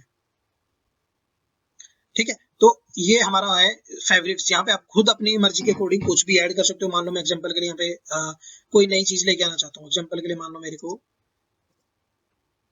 जो सब्सक्रिप्शन है इसको मेरे को ऐड करना है फेवरेट के अंदर, ठीक है। तो यहाँ पे आपको स्टार का ऑप्शन दिख रहा था पहले भी, अगर नहीं दिख रहा था वहाँ पे तो मैं बता देता हूँ, और यहाँ पे जाके भी आप इसको पिन कर सकते हो फेवरेट के अंदर, ठीक है। यहाँ पे कह रहे हैं कि कहाँ पे ऐड करना है, डैशबोर्ड के ऊपर करना है, कहाँ पे करना है, तो वो चीजें कर सकते हो आप इसके ऊपर। और यहाँ से अगर आपको नहीं दिख रहा स्टार का ऑप्शन तो मैं देखिए यहाँ पे जाता हूँ जैसे सब्सक्रिप्शन के ऊपर, यहाँ पे आपको राइट साइड में स्टार का ऑप्शन दिख जाएगा जो अभी ग्रेड आउट है, और अगर मैं इसको क्लिक कर देता हूँ तो ये मेरे अभी फेवरेट्स के अंदर ऑप्शन आ जाएगा सब्सक्रिप्शन का लास्ट में जाके, ये देखिए। तो यहाँ पे आपको फेवरेट के अंदर ऐड करना है, यहाँ से हटाना है, तो वो सारी चीजें आप कर सकते हैं। ये आपका फेवरेट ऑप्शन है। उसके बाद जैसे मैं यहाँ पे ऑल सर्विसेज के अंदर जाता हूँ तो यहाँ पे एजूर क्लाउड ने क्या कर रखा है, कुछ ग्रुप्स बना रखे हैं सर्विसेज के। जैसे मैंने आपको अभी दिखाया था कि कंप्यूटर के अंदर आपको वर्चुअल मशीन से रिलेटेड इन्फॉर्मेशन है, डाटाबेस में आपको डाटाबेस से रिलेटेड है, नेटवर्किंग है नेटवर्किंग से रिलेटेड, वीपीसी वगैरह जो वर्चुअल क्लाउड वगैरह क्रिएट करते हैं उनसे रिलेटेड इन्फॉर्मेशन है, ठीक है। तो मैं भी एक बार नोटपैड फाइल में चलता हूँ और वहां पे बताता हूँ हमने अभी तक हमने कौन कौन से टॉपिक कवर कर लिए हैं और आगे वाले टॉपिक में हम क्या कवर करने वाले हैं, ठीक है। तो हमने फ्री सर्विस कौन कौन सी देता है एजूर क्लाउड, वो आपको यहाँ पे कवर कर बता दी मैंने डिटेल्स में। एजूर का होम पेज हमने रिव्यू कर लिया कि कौन कौन सी चीजें आपको आपके होम पेज के ऊपर मिलती हैं, जो मैंने आपको बताई है यहाँ पे, ये सारी सर्विसेज ये जो है, ठीक है। नेक्स्ट हमारा एजूर डैशबोर्ड, एजूर डैशबोर्ड कैसे हम रिव्यू करते हैं, कस्टमाइज करना है डैशबोर्ड को, डिलीट करना है, वो चीज हमने कर ली। एजूर की सर्विसेज का रिव्यू जो हमें सर्विसेज देता है वो मैंने आपको बता दिया, थोड़ा सा अभी डिटेल में नहीं किया। अब नेक्स्ट टॉपिक है हमारा कि हम एजूर क्लाउड के ऊपर वर्चुअल मशीन कैसे क्रिएट करते हैं, लिनक्स की हो चाहे वो विंडोज की, ठीक है। और यहाँ पे थोड़ा सा डिफरेंस क्या मिलता है जब हम कोई सर्वर क्रिएट करते हैं लिनक्स के अंदर या विंडोज के अंदर एज कम्पेयर टू AWS, वो थोड़ा सा मैं बताऊंगा, ठीक है। तो मैं अभी वापस क्या करता हूँ, ठीक है। तो अभी हम क्या करते हैं, अभी हम एक सर्वर क्रिएट करेंगे तो आप वर्चुअल मशीन क्रिएट करनी है तो वर्चुअल मशीन हम यहाँ पे जाते हैं। जैसे आपको AWS के अंदर अब जब हम कोई सर्वर क्रिएट करते थे तो वहां पे नाम उसका EC2 इंस्टेंस, राइट। और यहाँ पे हम कोई सर्वर क्रिएट करेंगे तो यहाँ पे उसका नाम वर्चुअल मशीन होगा, ठीक है। तो जैसे AWS क्लाउड EC2 इंस्टेंस के नाम से वहां जानते हैं तो यहाँ पे आप वर्चुअल मशीन के नाम से जानते हैं। और माइक्रोसॉफ्ट स्टार्टिंग से ही आप जो सर्वर क्रिएट करते हैं उनको वर्चुअल मशीन के नाम से जाता है। जैसे हम पहले हाइपर वी यूज करते थे अपने विंडोज सर्वर के अंदर जो फीचर होता था, तो वहां पे भी जब हम कोई सर्वर क्रिएट करते थे तो उसके अंदर हाइपर वी के ऊपर, तो वहां पे भी हम वर्चुअल मशीन ही बोलते थे उसको। तो एजूर क्लाउड के ऊपर जाने के बाद भी उन्होंने अपनी जो सर्वर क्रिएट करते हैं तो वहां पे भी उनको नाम उनको वर्चुअल मशीन ही रखा है, ठीक है। तो वर्चुअल मशीन आप डायरेक्ट यहाँ पे सर्च भी कर सकते हो, ठीक है। और दूसरा आप सर्विसेज के अंदर जाके भी यहाँ पे सर्विसेज के अंदर ऑल सर्विसेज में जाके भी सर्च कर सकते हो,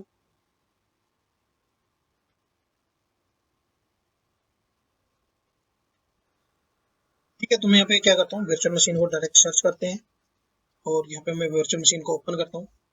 जैसे ही आप वर्चुअल मशीन ओपन करोगे लेफ्ट साइड में आपको कुछ ऑप्शन शो करता है, overview of the virtual machine. और सिर्फ यहाँ पे वर्चुअल मशीन के लिए हम देख रहे हैं, अब वर्चुअल मशीन स्केल सेट नहीं कर रही, कंप्यूटर कंप्लीट नहीं कर रही, डिस्क मैनेजमेंट देखनी है, इमेजेस देखनी है आपको, वो सारी चीजें आपको यहाँ पे शो करेगा। तो इसको हम बाद में कवर करेंगे, अभी हम क्या करते हैं, वर्चुअल मशीन क्रिएट करते हैं। ठीक है, तो क्रिएट करने के लिए आप यहाँ पे क्लिक करके क्रिएट कर सकते हो, यहाँ पे क्लिक करके क्रिएट कर सकते हो, आप पे डिपेंड करता है। यहाँ पे स्विच टू क्लासिक, मतलब जो हमारा ये डैशबोर्ड टाइप की जो स्क्रीन दिख रही है, अगर इसको आपको क्लासिक व्यू में देखना है तो वहाँ पे क्लिक कर सकते हो इसको। रिजर्वेशन, मैनेज व्यू, रिफ्रेश और एक्सपोर्ट टू सीएसवी, मतलब जो आपकी सर्विसेज जो आपने यहाँ पे वर्चुअल मशीन क्रिएट कर रखे हो, अगर उनको आपको एक्सपोर्ट करना है आप उनको एक्सपोर्ट भी कर सकते हो। ठीक है, तो अभी हम क्या करते हैं, पहले हम क्या करेंगे, अपनी एक वर्चुअल मशीन क्रिएट करेंगे। तो मैं यहाँ पे क्रिएट पे क्लिक करता हूँ, वर्चुअल मशीन पे क्लिक करता हूँ।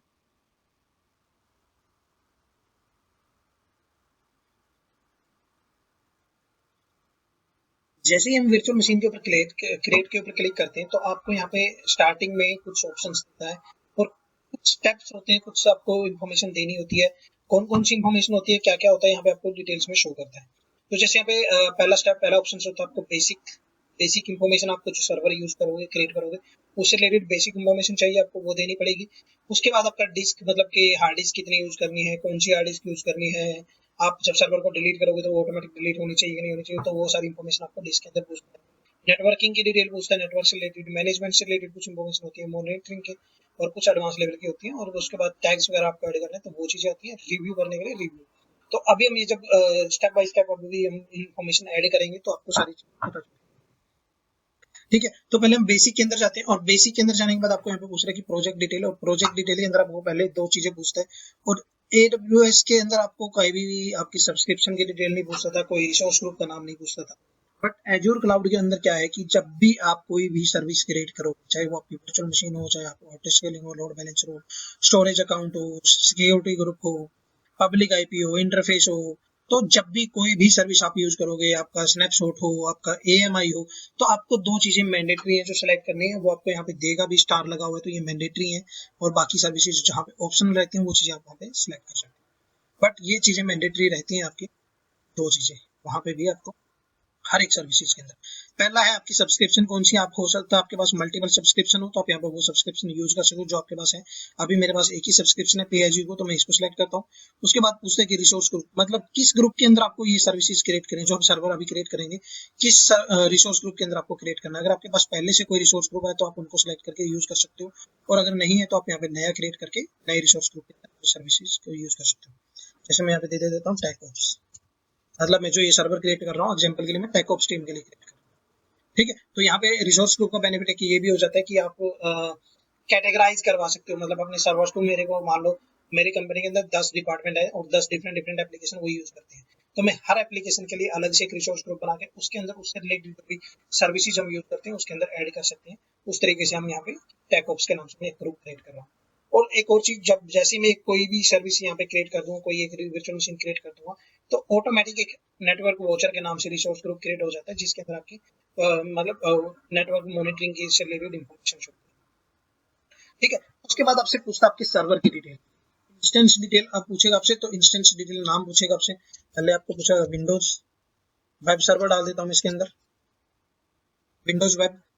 उसके बाद सेकंड ऑप्शन पूछता है रीजन, कि किस रीजन के अंदर आप इस सर्वर को क्रिएट करना चाहते हो। यहाँ पे आपको हेल्प भी दे रखी है, आप यहाँ पे रीजन क्या है कि choose that Azure region that right for you and your customers, not all VM size are available in all. इसका मतलब है कि आप अपने अकॉर्डिंग कोई भी चूज कर सकते हो, बट सभी अवेलेबिलिटी रीजन्स के अंदर आपकी सारे इंस्टेंस टाइप जो मतलब साइज ऑफ वर्चुअल मशीन्स हैं आपकी वो अवेलेबल नहीं है, हो सकता है कहीं पे कुछ थोड़ा सा डिफरेंट है, वो आपको ध्यान रखना है।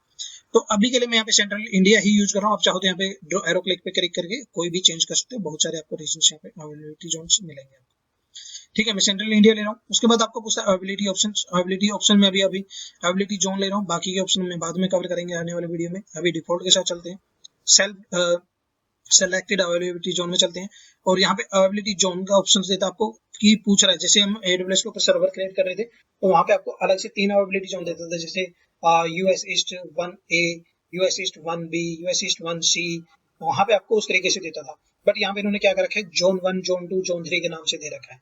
ठीक है, तो आप जो चाहो वो यूज कर सकते हो, जैसे जोन 2 को करता हूँ, जोन 1 को करना है, आप चाहो तो एक साथ सबको भी यूज कर सकते हो, बट सारे के सारे तभी काम करेंगे जब आपका ऑटो स्कैनिंग कॉन्फ़िगर। ठीक है, तो मैं अभी क्या करता हूँ, सिंगल वाले को सिलेक्ट करते हैं हम इसको, नेक्स्ट है सिक्योरिटी टाइप में डिफॉल्ट रखता हूँ अभी के लिए। और उसके बाद आता है ऑप्शन इमेज। इमेज का मतलब है यहाँ पे कि कौन सी आईएसओ इमेज, कौन सी ऑपरेटिंग सिस्टम आप अपने सर्वर के ऊपर इंस्टॉल करना चाहते हो। वहां पे आपका AWS के अंदर आपको इमेज का जो ऑप्शन था वो AMI के हम बोलते थे उसको। AMI मतलब Amazon मशीन इमेज। यहाँ पे सिर्फ इमेज रखा हुआ है माइक्रोसॉफ्ट, और उसके अंदर आपके यहाँ पे बहुत सारी आपको इमेजेस शो करेगा। जो आपको यूज करनी है आप वो यूज कर सकते हो यहाँ पे। ठीक है, अगर आपको वो जो आपको यूज करनी है वो यहाँ पे नहीं शो कर रहा है तो आप यहाँ पे क्या कर सकते हो, लास्ट ऑप्शन देता है सी ऑल इमेजेस, और आप उसको भी यहाँ पे यूज कर सकते हो। और माइक्रोसॉफ्ट आपको विंडोज 11 विंडोज 10 के भी देता है, जो सपोर्ट चला जाता है उनको हटा देता है, बट विंडोज 11 अभी है तो विंडोज 11 की इमेज भी देता है। अगर सी ऑल इमेजेस पे जाके आप कोई देखना चाहते हो तो कोई और इमेज लेनी है आपको, तो वो भी आप यहाँ पे सेलेक्ट कर सकते हो। ठीक है, यहाँ पे आपको हर टाइप की इमेजेस मिल जाएंगी, जो मार्केट प्लेस की हैं, जो प्राइवेट हैं। आपने अगर प्राइवेट कर रखी है तो सारी आपको इमेजेस यहाँ पे मिल जाएंगी। ठीक है, जैसे माई इमेजेस का ऑप्शन दे रहा है, शेयर्ड इमेजेस दे रहा है, कम्युनिटी इमेजेस दे रहा है, और ऑल इमेजेस दे रहा है। ठीक है, तो मैं यहाँ पे एग्जांपल के लिए क्या करता हूँ, मैं लेता हूँ यहाँ पे विंडोज सर्वर।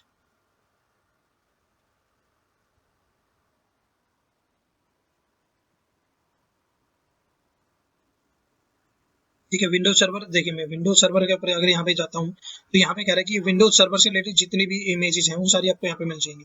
माइक्रोसॉफ्ट विंडोज यूबुंटू के जितने वर्जन होंगे वो सारे आपको यहाँ पे मिल जाएंगे।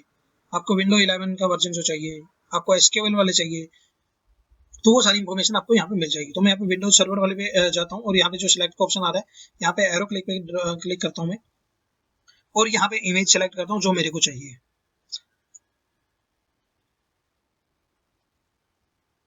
ठीक है, यहाँ पे सारी की सारी डाटा सेंटर कोड मिल रही है।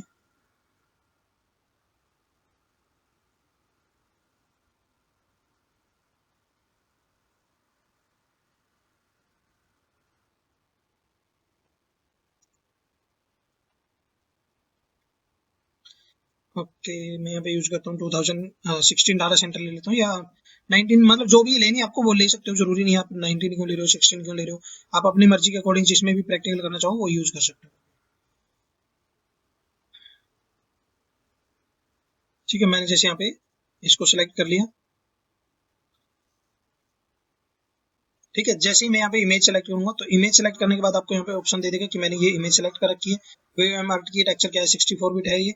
उसके बाद आपको दे रहा है कि run with azure sport discount, मतलब जो स्पोर्ट इंस्टेंसेस होती हैं आपकी, अगर आपको वो वाली यूज करनी है तो आप यहाँ पे क्लिक करके वो स्पोर्ट इंस्टेंस आपको मिल जाएगा। नेक्स्ट ऑप्शन देता है आपको साइज। अब साइज में कंफ्यूज हो जाओगे आप, मैं आपको थोड़ा समझाता हूँ। जैसे AWS के ऊपर आपको कोई भी सर्वर की कॉन्फ़िगरेशन चेंज करनी है तो वहां पे आपको इंस्टेंस टाइप बोलते थे कि आपको क्या इंस्टेंस टाइप चाहिए। तो उसी तरीके से एज्यूर क्लाउड है जो वो आपको साइज के नाम से वो इन्फॉर्मेशन देता है।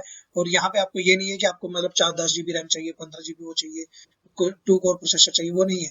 यहाँ पे आपको साइज बताना चाहिए कि कौन सा साइज आपको चाहिए आपके सर्वर के लिए, वो साइज की इन्फॉर्मेशन आपको यहाँ पे मिलेगी। आप यहाँ पे साइज भी जाओगे और यहाँ पे जाके देखोगे तो आपको यहाँ पे सारी की सारी इंफॉर्मेशन मिल जाएगी। अभी यहाँ पे आपको 4-5 शो करेगा यहाँ पे जो रिकमेंडेड है, बट सॉरी, अगर आपको सारी जितनी भी आपको एज्योर क्लाउड साइज प्रोवाइड करता है आपके वर्चुअल मशीन्स के, तो यहाँ पे सी ऑल साइजेस पे क्लिक करके आप वो साइज यहाँ पे सेलेक्ट कर सकते हो। अभी हम स्टडी पर्पज के लिए कर रहे हैं, प्रैक्टिकल पर्पज के लिए कर रहे हैं, तो मैं नॉर्मल वाला इंस्टेंस टाइप जो साइज है वो यूज करूंगा, जिसके अंदर स्टैंडर्ड V1S है, 1 वर्चुअल CPU और 1 GB मेमोरी आपको मिलेगी। इतना आपको मंथली चार्जेस शो करेगा, और ये एस्टिमेटेड चार्जेस आपको यहाँ पे राइट साइड में शो भी करता रहता है मंथली का, जो चीजें हम यहाँ पे सेलेक्ट करते जाएंगे उसके अकॉर्डिंग। ठीक है, उसके बाद देखिए जब हम AWS क्लाउड के ऊपर कोई सर्वर क्रिएट करते थे तो वहां पे हमें की पेयर क्रिएट करना पड़ता था, चाहे हम विंडोज सर्वर क्रिएट करें चाहे हम लिनक्स सर्वर क्रिएट करें। बट माइक्रोसॉफ्ट ने एक बहुत अच्छा फीचर ऑप्शंस दे रखा है आपको कि आप यहाँ पे अपने according user name and password set कर सकते हो, जरूरी नहीं है आपको की पेयर क्रिएट करना है कि नहीं करना है। और सेम चीज आप जब लिनक्स सर्वर क्रिएट करोगे एज्योर क्लाउड के ऊपर तो वहां पे आपको दोनों ऑप्शन देता है, आपको की पेयर के थ्रू चाहो तो की पेयर के थ्रू क्रिएट कर सकते हो, और आप पासवर्ड यूजर नेम पासवर्ड के थ्रू चाहो तो यूजर नेम पासवर्ड के थ्रू क्रिएट कर सकते हो। वो जब मैं azure Linux virtual machine create करके दिखाऊंगा तब मैं आपको बताऊंगा। ठीक है, तो जैसे मैं यहाँ पे यूजर नेम सेट कर देता हूँ आमनी, और इसका पासवर्ड सेट कर देते हैं। तो यहाँ पे पासवर्ड के लिए कह रहा है कि value must not be empty, value must be between 12 to 123 characters, मतलब 12 से 123 कैरेक्टर के बीच में होना चाहिए पासवर्ड आपका, उससे छोटा नहीं होगा उससे ज्यादा बड़ा नहीं। तो मैं यहाँ पे पासवर्ड डाल देता हूँ।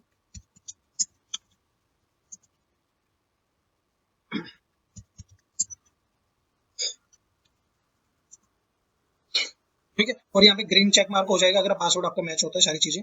उसके बाद यहाँ पे पूछता है पब्लिक इनबाउंड रोल पोर्ट्स, मतलब जो हम सिक्योरिटी ग्रुप होगा तो उसके ऊपर जो पोर्ट अलाउ करना चाहते हो तो वो यहीं पे आप अलाउ कर सकते हो। अभी के लिए मैं यहाँ पे क्या कर रहा हूँ, मैं आरडीपी अलाउ कर रहा हूँ। अगर आप HTTP HTTPS SSH कोई अलाउ करना चाहो तो SSH का यहाँ से ही अलाउ कर सकते हो, और अगर आप बाद में अलाउ करना चाहो तो सिक्योरिटी ग्रुप को बाद में भी मॉडिफाई कर सकते हो। उसके बाद लाइसेंसिंग कॉस्ट के लिए बोल रहे हैं save up to 49 with the licence already are from using hybrid benefits, तो मैं यहाँ पे नहीं इसको डिफॉल्ट छोड़ देता हूँ। नेक्स्ट करते हैं। नेक्स्ट ऑप्शन आपका डिस्क, जो आपके ऊपर जो हम हार्ड डिस्क अटैच करेंगे सर्वर के ऊपर, वो कौन सी डिस्क अटैच करनी है। तो यहाँ पे ओएस डिस्क साइज पूछ रहा है आपसे, इमेज डिफॉल्ट 30 GB है इसका, और ओएस डिस्क टाइप क्या है जो वो है प्रीमियम SSD लोकली रेडेंडेंट स्टोरेज। ठीक है, आप अगर एरो क्लिक पे क्लिक करते हो तो यहाँ पे आपको बहुत सारी हार्ड डिस्क टाइप मिलेंगी, वो जो आपको यूज करनी है वो यूज कर सकते हो। वो आपकी बिलिंग भी डिपेंड होती है, मतलब जैसे आप कोई भी यूज करते हो। ठीक है, बट अगर आपको बिलिंग ही मैटर करती है तो आपका फिर स्पीड भी डिपेंड करती है आपके सर्वर के ऊपर, वो सर्वर किस टाइप का बना रहे हो। तो मैं यहाँ पे नॉर्मल स्टैंडर्ड SSD ले लेता हूँ अभी के लिए, प्रैक्टिकल का यूज कर रहे हैं। ठीक है, डिलीट विद VM, मतलब जब मैं इस VM को डिलीट करूँ तो मेरी ये हार्ड डिस्क ऑटोमेटिक डिलीट हो जाए। अगर नहीं चाहते हो डिलीट करना तो आप यहाँ पे इसको अनचेक कर दीजिए, ये डिलीट नहीं करेगा इसको। ठीक है, मैं इसको डिलीट के लिए ऑप्शन को इनेबल कर देता हूँ। आपको कोई नया वॉल्यूम अटैच करना है, मतलब नई डिस्क ऐड करनी है, या पहले से कोई डिस्क क्रिएट कर रखी है उसकी को आपको ऐड करना है, तो वो चीज भी आप यहाँ पे करके ऐड कर सकते हैं। बट अभी हम डिफॉल्ट रखेंगे और नेक्स्ट करता हूँ मैं। नेक्स्ट आते हैं नेटवर्किंग पार्ट के ऊपर, मतलब आपका जो सर्वर होगा वो उसका वर्चुअल नेटवर्क क्या होना चाहिए, सबनेट क्या होना चाहिए, पब्लिक आईपी देना है कि नहीं देना है।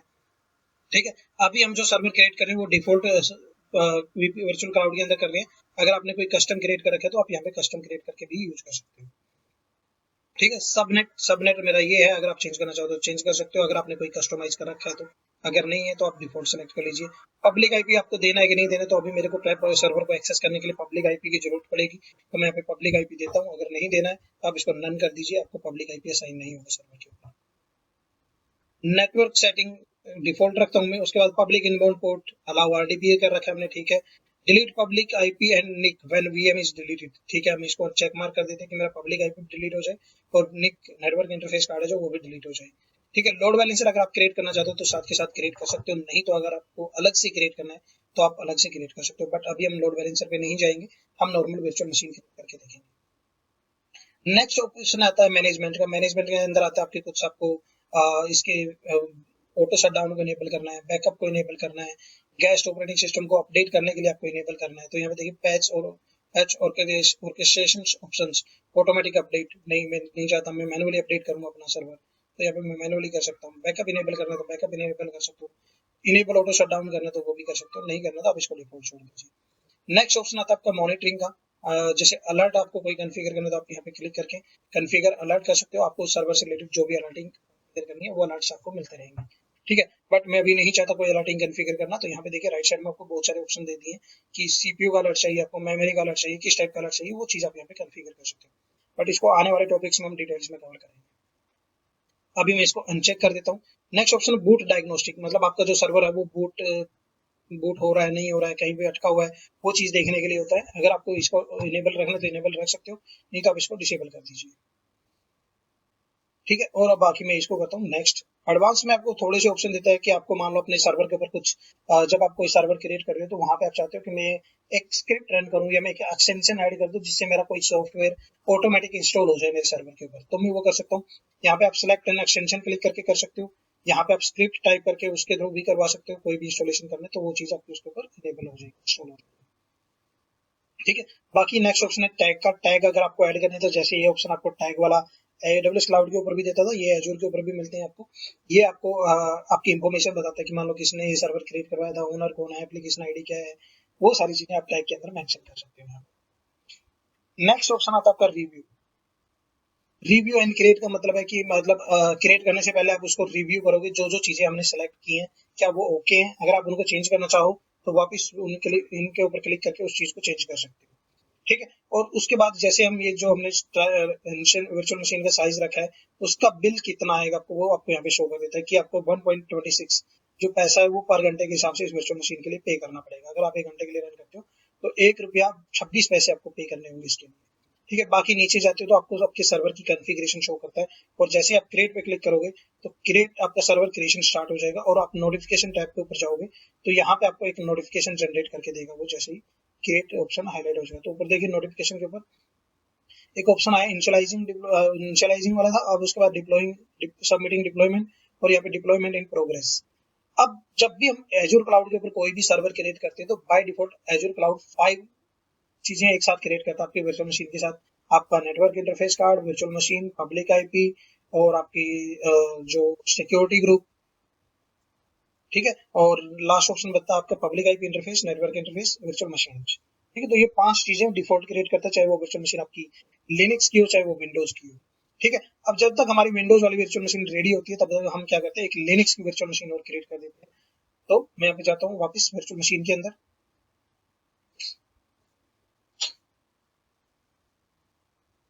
ठीक है, यहाँ पे हमारी विंडोज वाली वर्चुअल मशीन आ गई है जो हमने क्रिएट की है अभी, बट अभी क्रिएट हुई नहीं है, अभी क्रिएटिंग स्टेटस में है।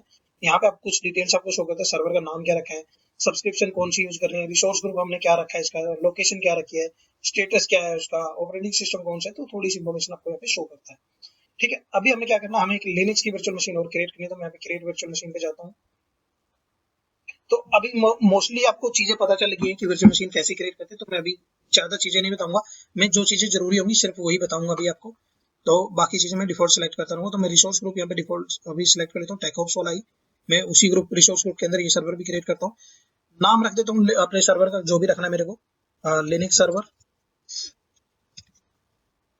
ठीक है, लोकेशन में सेंटर इन इंडिया रखता हूँ, अवेलेबिलिटी जोन में डिफॉल्ट रखता हूँ अभी के लिए, और यहाँ पे सारी चीजें डिफॉल्ट रखता हूँ मैं बिल्कुल। और यहाँ पे इमेज के अंदर हमें जाके चेंज करना होगा। इमेज के अंदर जाने के बाद हमें चेंज क्या करना है, मैं यहाँ पे लिनक्स का सर्वर क्रिएट करूंगा, तो मैं यहाँ पे यूबुंटू वाली इमेज ले लेता हूँ, और आप चाहो तो इसको चेंज करके ओरेकल, लिनक्स, सुसे जो भी लेना है, रेड हैट भी मिल जाएगा आपको यहाँ पे, अगर आपको जो भी लेना है वो यूज कर सकते हो। ठीक है, मैं इसको क्लिक करता हूँ, और यहाँ पे हमारा रन साइज है जो अपने सर्वर का, मैं वो भी यहाँ पे डिफॉल्ट लेता हूँ अभी V1S वाला। अब जो मैं आपको इंपॉर्टेंट चीज बता रहा था कि जब हम AWS के ऊपर कोई सर्वर क्रिएट करते हैं लिनक्स का या विंडोज का, तो वहां पे आपको user name and password create करने का ऑप्शन नहीं देता, वहां पे आपको की पेयर क्रिएट करना पड़ता है, और उस की पेयर के थ्रू ही आपको अपने सर्वर को एक्सेस करना होता है, वहां पे यूजर नेम बाय डिफॉल्ट होते हैं। ठीक है, बट यहाँ पे आपको देखिए, पहले मैंने जब विंडोज का सर्वर क्रिएट किया तो वहां पे मैंने यूजर नेम अपना डाला, पासवर्ड मैंने खुद का डाला। तो यहाँ पे अभी जब हम लिनक्स वाली क्रिएट करें तो लिनक्स में आपको दोनों ऑप्शन देते हैं, एडमिनिस्ट्रेटर अकाउंट और ऑथेंटिकेशन टाइप। तो यहाँ पे कह रहा है कि SSH पब्लिक की, अगर आप चाहो तो पब्लिक की यहाँ पे क्रिएट करके अपने सर्वर को एक्सेस कर सकते हो, पब्लिक की का नाम देना आपको, यूजर नेम जो रखना है उसको वो दे सकते हो। ठीक है, और उसके ऊपर को डाउनलोड कर सकते हो, की पेयर का नाम देना है। ठीक है, अगर आप नहीं चाहते कि नहीं मेरे को की पेयर की जरूरत नहीं है, मैं तो पासवर्ड के थ्रू एक्सेस करना क्रिएट करना चाहता हूँ, पासवर्ड के थ्रू ही एक्सेस करूंगा, तो आप यहाँ पे पासवर्ड वाले ऑप्शन पे क्लिक करोगे, और यहाँ पे आप यूजर नेम पासवर्ड सेट कर दोगे जो भी आपको देना है। तो जैसे मैं यहाँ पे यूजर नेम अवनीति देता हूँ, इसका पासवर्ड सेट कर देता हूँ मैं।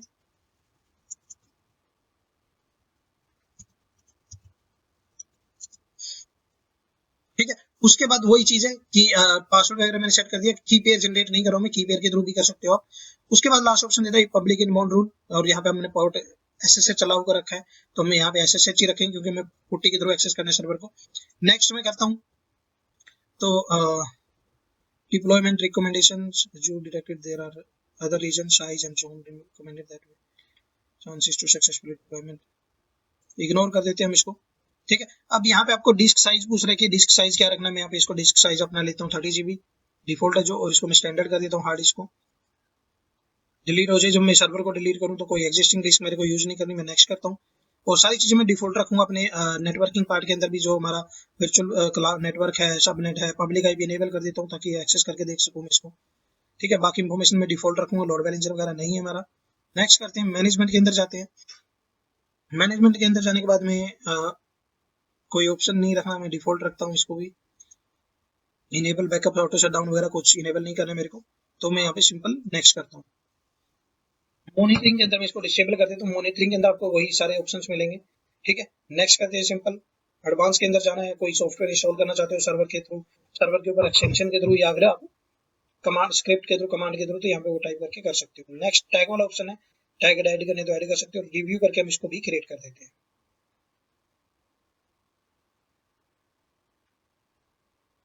ठीक है, और इस वर्चुअल मशीन का आपको चार्ज कितना पड़ेगा, ₹1 भी चार्ज नहीं होगा 1 घंटे के हिसाब से, अगर आप पे एज यू वो सब्सक्रिप्शन भी यूज करते हो तो। ठीक है, इसको भी हम क्रिएट कर देते हैं। अब मेरे पास दोनों वर्चुअल मशीन हो गई हैं, अभी ये क्रिएट हो जाएगी मेरी। और अगर मैं यहाँ नोटिफिकेशन पे जाता हूँ तो यहाँ पे नोटिफिकेशन में जाने के बाद विंडोज वाला सर्वर मेरा डिप्लॉयमेंट सक्सीड हो गया है, लिनक्स वाला भी डिप्लॉयमेंट सबमिटिंग डिप्लॉयमेंट और डिप्लॉयमेंट इन प्रोग्रेस आ रहा है। ठीक है, तो मैं गो टू रिसोर्स पे क्लिक करके यहाँ पे क्लिक कर दूं या फिर मैं डायरेक्ट यहाँ पे वर्चुअल मशीन के सर्च करके वहां पे चला जाऊं तो मैं अपनी वर्चुअल मशीन की डिटेल देख सकता हूँ। ठीक है, अभी अगर आप देखोगे तो आपको यहाँ पे विंडोज वाला सर्वर दिख रहा है, लिनक्स वाला अभी क्रिएशन स्टार्ट नहीं हुआ है तो वो आपको दिखाएगा नहीं, तो मैं अभी उसको छोड़ता हूँ। और विंडोज वाला सर्वर को हम क्या करते हैं, न्यू टैब के अंदर ओपन कर लेता हूँ मैं इसको। ठीक है, और मैं इस पेज को दोबारा रिफ्रेश करता हूँ। रिफ्रेश करने के बाद आपको लिनक्स का सर्वर भी आपका यहाँ पे आगे होगा भी, और ये भी रनिंग स्टेट में दिख रहा है, तो मैं इसको भी न्यू टैब के अंदर ओपन कर लेता हूँ। ठीक है, और एक बार पहले दोनों सर्वर को हम एक्सेस करके देखते हैं। ठीक है, मैं अपने विंडोज वाले सर्वर पे जाता हूँ पहले।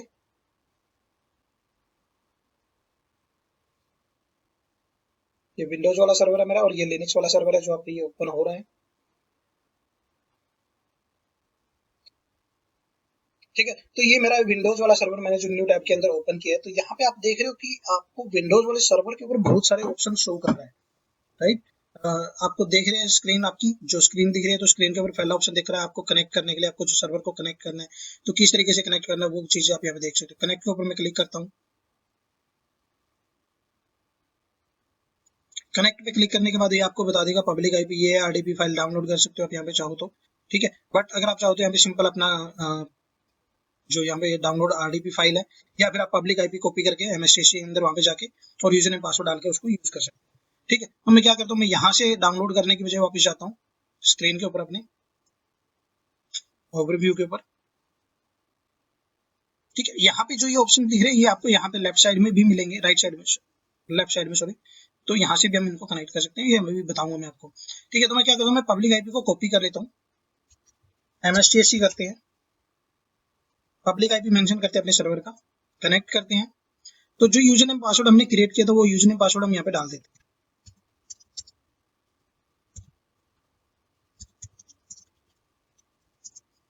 ओके करते हैं, यस, तो हमारा जो विंडोज सर्वर है वो आपका आरडीपी के थ्रू आपको एक्सेस हो जाएगा। ये थोड़ा सा टाइम लगाएगा क्योंकि प्रोफाइल क्रिएट करता है फर्स्ट टाइम पे जब सर्वर हम एक्सेस करते हैं कोई भी, तो इसको हम एक्सेस होने देते हैं। सेम क्या करते हैं, हम लिनक्स वाले सर्वर को भी एक्सेस करके देखते हैं, तो उसका भी मैं पब्लिक आईपी कॉपी करता हूँ और पुट्टी ओपन करता हूँ। मैंने अपने पूरे सिस्टम के ऊपर पुट्टी इंस्टॉल कर रखा है और पुट्टी ओपन करता हूँ, पुट्टी के अंदर मैं पब्लिक आईपी डालता हूँ, और मेरे को यहाँ पे की पेयर डालने की जरूरत नहीं है क्योंकि मैंने की पेयर के थ्रू नहीं किया, मैंने यूजर नेम पासवर्ड सेट करके किया है। तो मैं ओपन करता हूँ डायरेक्ट और यहाँ पे यूजर नेम पासवर्ड डाल दूंगा मैं अपना, यस करते हैं इसको, और यहाँ पे डालता हूँ मैं user name, enter, user name का पासवर्ड, एंटर, और देखिए आपका ये सर्वर एक्सेस हो गया। मैं सुडो शू करता हूँ एक बार, अब टाइम चेक कर लेते हैं, तो ये सारी मतलब आपका लिनक्स का सर्वर भी एक्सेस हो गया और आपका विंडोज का सर्वर भी एक्सेस हो गया। ठीक है, आरडीपी के थ्रू यहाँ पे ये प्रोफाइल क्रिएट कर रहा है अभी भी। ठीक है, ये आपका विंडोज का सर्वर आपको एक्सेस हो गया है। ठीक है, तो एक्सेस कैसे करते हैं सर्वर को वो चीज पता चल गई आपको, दोनों सर्वर क्रिएट कैसे करते हैं वो चीजें पता चल गई आपको। ठीक है, मैं लिनक्स वाले सर्वर के सेशन को अभी कर देता हूँ बंद, क्योंकि आगे वाली प्रैक्टिकल में हम सारी की सारी क्या करेंगे, विंडोज वाले सर्वर के थ्रू करेंगे, जो चीजें रिव्यू करेंगे। ठीक है, अब दूसरी चीज आती है, आपको जो ऑप्शंस देता है, जैसे मैं अभी लिनक्स वाला सर्वर को रिव्यू कर रहा हूँ, तो फर्स्ट ऑप्शन देता है आपको आपके सर्वर को कनेक्ट किस तरीके से करना है उस चीज को। सेकंड ऑप्शन आपको यहाँ पे दिख रहा है ग्रेड आउट है, अभी वो ग्रेड आउट क्यों है, क्योंकि हमारा सर्वर ऑलरेडी रनिंग स्टेट में है। अगर आपका सर्वर स्टॉप स्टेट में होता, शट डाउन होता, तो आपको स्टार्ट वाला ऑप्शन था जो यहाँ पे वो हाईलाइट हो जाता। ठीक है, आपको सर्वर को रीस्टार्ट करना है, रीस्टार्ट कर सकते हो, सर्वर को स्टॉप करना है, सर्वर को स्टॉप कर सकते हो।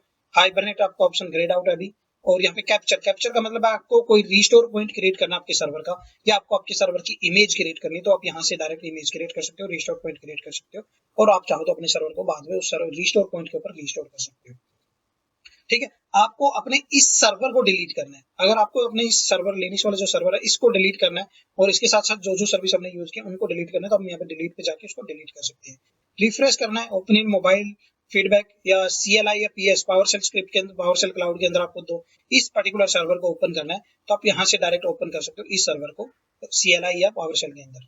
CLI मतलब कमांड लाइन इंटरफेस, PS मतलब पावरशेल, यहीं से डायरेक्ट हम ओपन कर सकते हैं।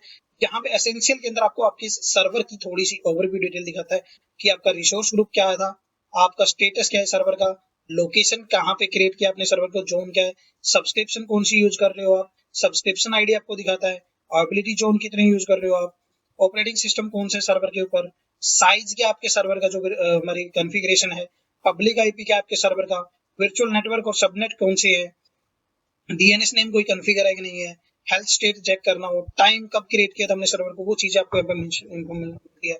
कोई टैग आपको बाद में अपडेट करना है तो आप यहाँ पे टैग ऐड कर सकते हो, और ये ऑप्शन आपको यहाँ पे लेफ्ट साइड में भी मिलेगा टैग्स वाला, यहाँ पे भी आप जाके टैग्स को ऐड कर सकते हो, वो मैं अभी बताऊंगा। ठीक है, ये टैग्स वाला ऑप्शन है। ठीक है, उसके नीचे जाते हो तो आपके सर्वर की प्रॉपर्टी की डिटेल आपको दिखाता है, वही सारी चीजें, लिनक्स सर्वर है, कौन सा वर्जन यूज कर रहे हैं हम, 64 बिट है, यहाँ पे पब्लिक आईपी की इंफॉर्मेशन शो कर रहा है, सर्वर का साइज शो कर रहा है, और इसकी सोर्स इमेज शो कर रहा है, ऑटो स्केलिंग है कि नहीं है, वो सारी चीजें आपको यहाँ पे शो करता है। ठीक है, अगर आपने मॉनिटरिंग इनेबल कर रखी है तो मॉनिटरिंग के अंदर आपको मॉनिटरिंग की डिटेल शो करेगा। अभी हमने मॉनिटरिंग इनेबल नहीं की है, बट इसका हेल्थ इवेंट में शो कर रहा है, इसको इनेबल करना है तो आप इनेबल कर सकते हो अलर्टिंग वगैरह को। कैपेबिलिटीज, रिकमेंडेशन, आपको या स्टडी से रिलेटेड कुछ डॉक्यूमेंटेशन चाहिए तो ट्यूटोरियल पे क्लिक करके आप यहाँ पे इससे रिलेटेड कोई डॉक्यूमेंट आपको पढ़ना है तो वो देख सकते हो। ठीक है, ये सारे ऑप्शन जो आपको यहाँ पे मिलते हैं, सेम सारे ऑप्शन आपको विंडोज वाले सर्वर पे भी मिलेंगे। यहाँ पे देखिए, और यहाँ पे भी सारे ऑप्शन सेम मिलते हैं, और यहाँ पे उसकी विंडोज की कॉन्फ़िगरेशन आपको मिलेगी। ठीक है, तो अभी हम क्या करते हैं, मैं अभी लिनक्स वाले सर्वर को आपको शट डाउन करके दिखाता हूँ।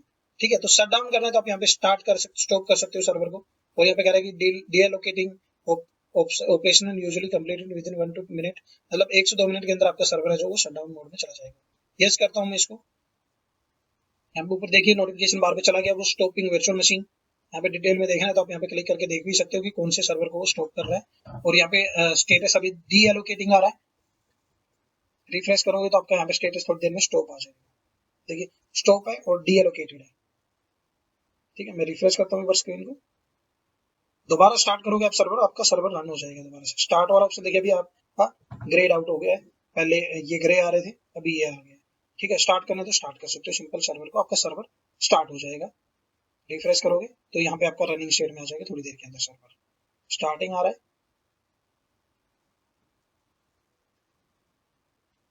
ठीक है, सक्सेसफुली स्टार्टेड, ये थोड़ा सा टाइम लगेगा कंप्लीटली रन होने में। ठीक है, ये रनिंग में आ गया, आप सर्वर को एक्सेस कर सकते हो नॉर्मली जैसे हम करते हैं। उसके बाद नेक्स्ट ऑप्शन आपको देता है जो ये ऑप्शंस आपको, ये तो सारे हमने रिव्यू कर लिए। अब यहाँ पे देखोगे आप लेफ्ट साइड में आपको बहुत सारे ऑप्शंस दे रहे हैं। लेफ्ट साइड में यहाँ पे overview, activity logs, access control है।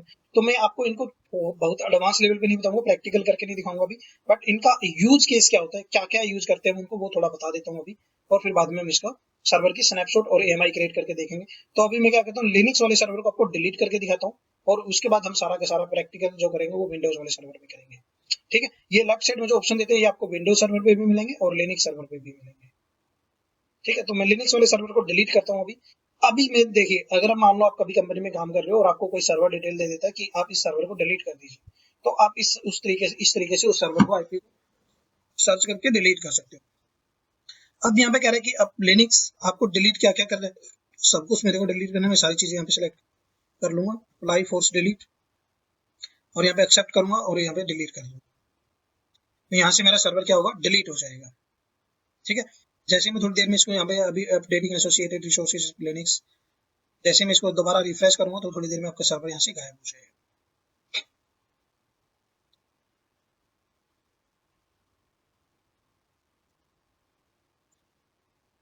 तो यहाँ पे देखिए deleting virtual machines sir Linux servers. ठीक है, और ये दिखा रहा है कि नो फोन, क्योंकि हमने उसको डिलीट कर दिया, सक्सेसफुली डिलीटेड हो गया है। ठीक है, अभी मैं इसको कर देता हूँ बंद, और अभी चलते हैं अपने विंडोज वाले सर्वर के ऊपर। ठीक है, विंडोज वाले सर्वर के ऊपर जाने के बाद आपको यहाँ पे देखिए लेफ्ट साइड में जो ऑप्शन देता है, पहला ऑप्शन देता है आपको ओवरव्यू। ओवरव्यू का मतलब जो मेरा विंडोज सर्वर है ये, इसकी ओवरव्यू डिटेल्स देखने आपको, तो वो आपको यहाँ पे ओवरव्यू के अंदर सारी चीजें यहाँ पे शो कर। ठीक है, ये मैंने आपको कवर कर दिया है ऑलरेडी। उसके बाद एक्टिविटी लॉग, एक्टिविटी लॉग मतलब आपका सर्वर कब क्रिएट हुआ, किसने क्रिएट किया, वो एक्टिविटी लॉग्स आपके यहाँ पे कैप्चर होते हैं। जैसे एडब्ल्यूएस के अंदर हम क्लाउड ट्रेल के अंदर लॉग जाके चेक करते हैं कि सर्वर किसने क्रिएट किया, क्या था, कौन सी सब्सक्रिप्शन यूज हो रही है, वो डिटेल्स में आपको यहाँ पे शो कर। ठीक है, वो चीजें कौन कौन सी चीजें क्रिएट हुई, क्या क्या क्रिएट हुआ, वो सारी चीज आपको यहाँ पे शो कर। नेक्स्ट ऑप्शन देता है आपको एक्सेस कंट्रोल। एक्सेस कंट्रोल का मतलब है आईएएम एक्सेस कंट्रोल, वही आइडेंटिटी एक्सेस मैनेजमेंट। ठीक है, अब यहाँ पे आपकी जो परमिशन होती है सर्वर के ऊपर वो दो तरह की मिलती है आपको। एक तो सर्वर को एक्सेस किस किस को देना है, मतलब पुट्टी के थ्रू सब सर्वर को कोई एक्सेस करता है या आरडीपी के थ्रू कोई सर्वर को एक्सेस करता है तो वो एक्सेस होता है। दूसरा होता है कि आप किसी एजूर अकाउंट के ऊपर, मान लो मैंने इस मेरे एजूर अकाउंट के ऊपर 2 एजूर अकाउंट बना दिए, एक और बना दिया किसी यूजर के नाम से, ठीक है, बट मैं चाहता हूं कि ये जो मेरा सर्वर है ये उसके अकाउंट के अंदर शो ना करे, तो मैं उसको परमिशन नहीं दूंगा इसकी, मतलब इसके अंदर मैं उसका अकाउंट ऐड नहीं करूंगा, और अगर मैं उसको रोल परमिशन देना चाहता हूं तो मैं इसके अंदर उसको अकाउंट को ऐड कर दूंगा, तो वो यहाँ पे मतलब इस सर्वर को उसके अकाउंट के अंदर देखने शुरू कर देगा।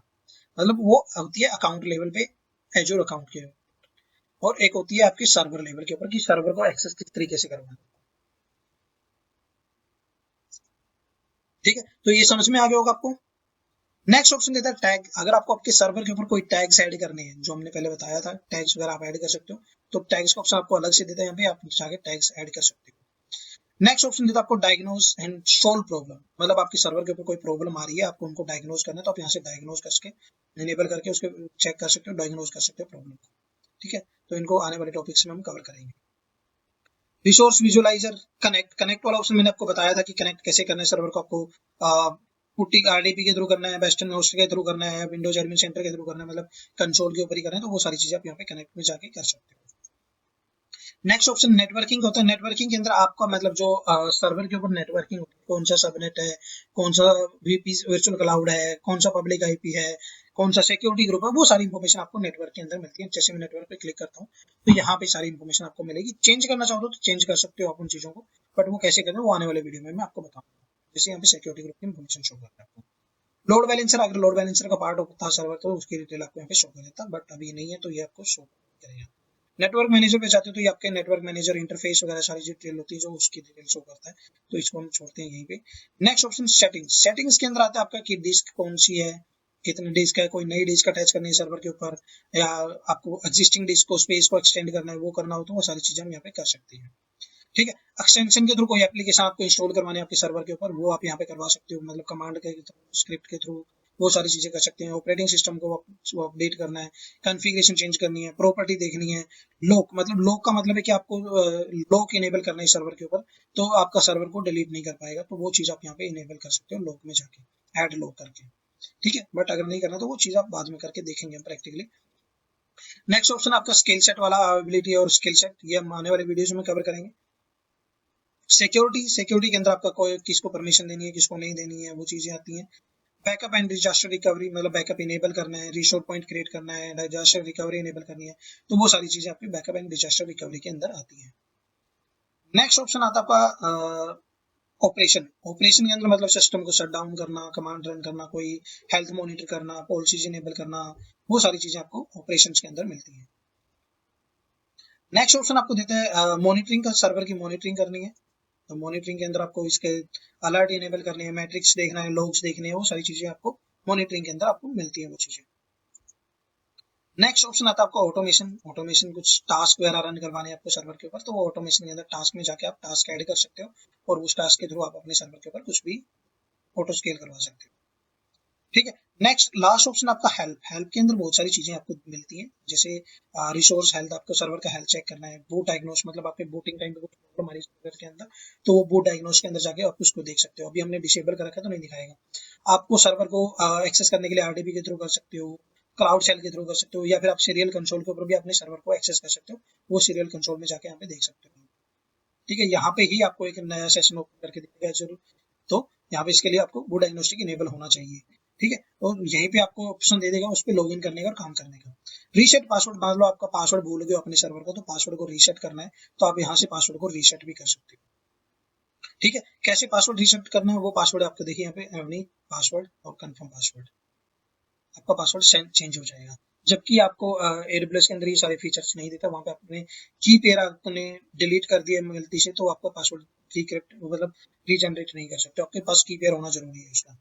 ठीक है, या फिर पासवर्ड बाद में सेट कर सकते हो। कनेक्शन ट्रबल शूटिंग करना है, आपको कनेक्शन को ट्रबल शूट करना है, परफॉर्मेंस डायग्नोस करना है, वीएम इंस्पेक्टर करना है, रीडिप्लॉय रिप्लाई करना है, और स्पोर्ट ट्रबल शूटिंग करवानी है, मतलब माइक्रोसॉफ्ट एजूर के साथ कुछ आपको ट्रबल शूटिंग स्टेप वगैरह देखनी है, तो वो सारी चीजें आप यहाँ पे जाके देख सकते हो। ठीक है, होप यहाँ तक आपको सारे टॉपिक समझ में आ गए, सारी चीजें समझ में आ गई जो जो मैंने आपको कवर करवाई है। एक बार चलते हैं अपनी नोटपैड फाइल के ऊपर और देखते हैं कि हमने क्या क्या कवर कर लिया। ठीक है, यहाँ तक हमने पहले कवर कर लिया था। अभी create virtual machine, Azure and Linux, हमने ये भी कवर कर दिया है। Access Windows and Linux server, ये भी हमने कवर कर दिया है। Complete review of Azure virtual machine for Windows Linux, ये भी हमने कर लिया है। ठीक है, अब आती है हमारी how to take the snapshot of virtual machines. ठीक है, तो हम क्या करते हैं, अभी वर्चुअल मशीन का स्नैपशॉट लेते हैं। तो स्नैपशॉट लेने से पहले मैं ट्राई करता हूँ एक बार अपने सर्वर के ऊपर वेब सर्वर कॉन्फ़िगर करने की, ताकि हम एक बार चेक कर सकें। चलो अभी हम पहले स्नैपशॉट लेते हैं, बाद में हम रीशोर और वेब सर्वर को वो करके देखेंगे कि कस्टम EMI से कैसे वो सर्वर क्रिएट कर सकते हैं। ठीक है, तो स्नैपशॉट कैसे लेते हैं? स्नैपशॉट लेने के लिए आपको क्या करना है, आपको अपनी कंसोल पे जाना है वापस, और आप यहाँ पे क्या करोगे, स्नैपशॉट को सर्च कर लो।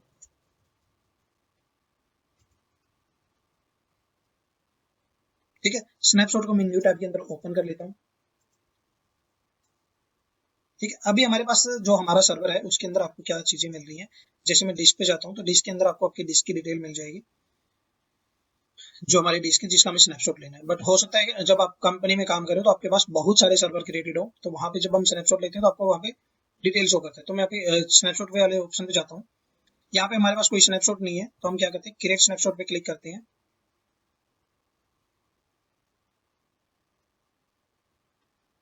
देखिए यहाँ पे जब हम सब स्नैपशॉट क्रिएट करें तो यहाँ पे भी आपसे ये दो चीजें पूछ रहा है, तो मैं पे एज यू गो और अपना रिसोर्स ग्रुप टेकऑप्स वाला ले लेता हूँ। स्नैपशॉट का नाम दे देता हूँ, स्नैपशॉट ही डालते हैं सिंपल अभी।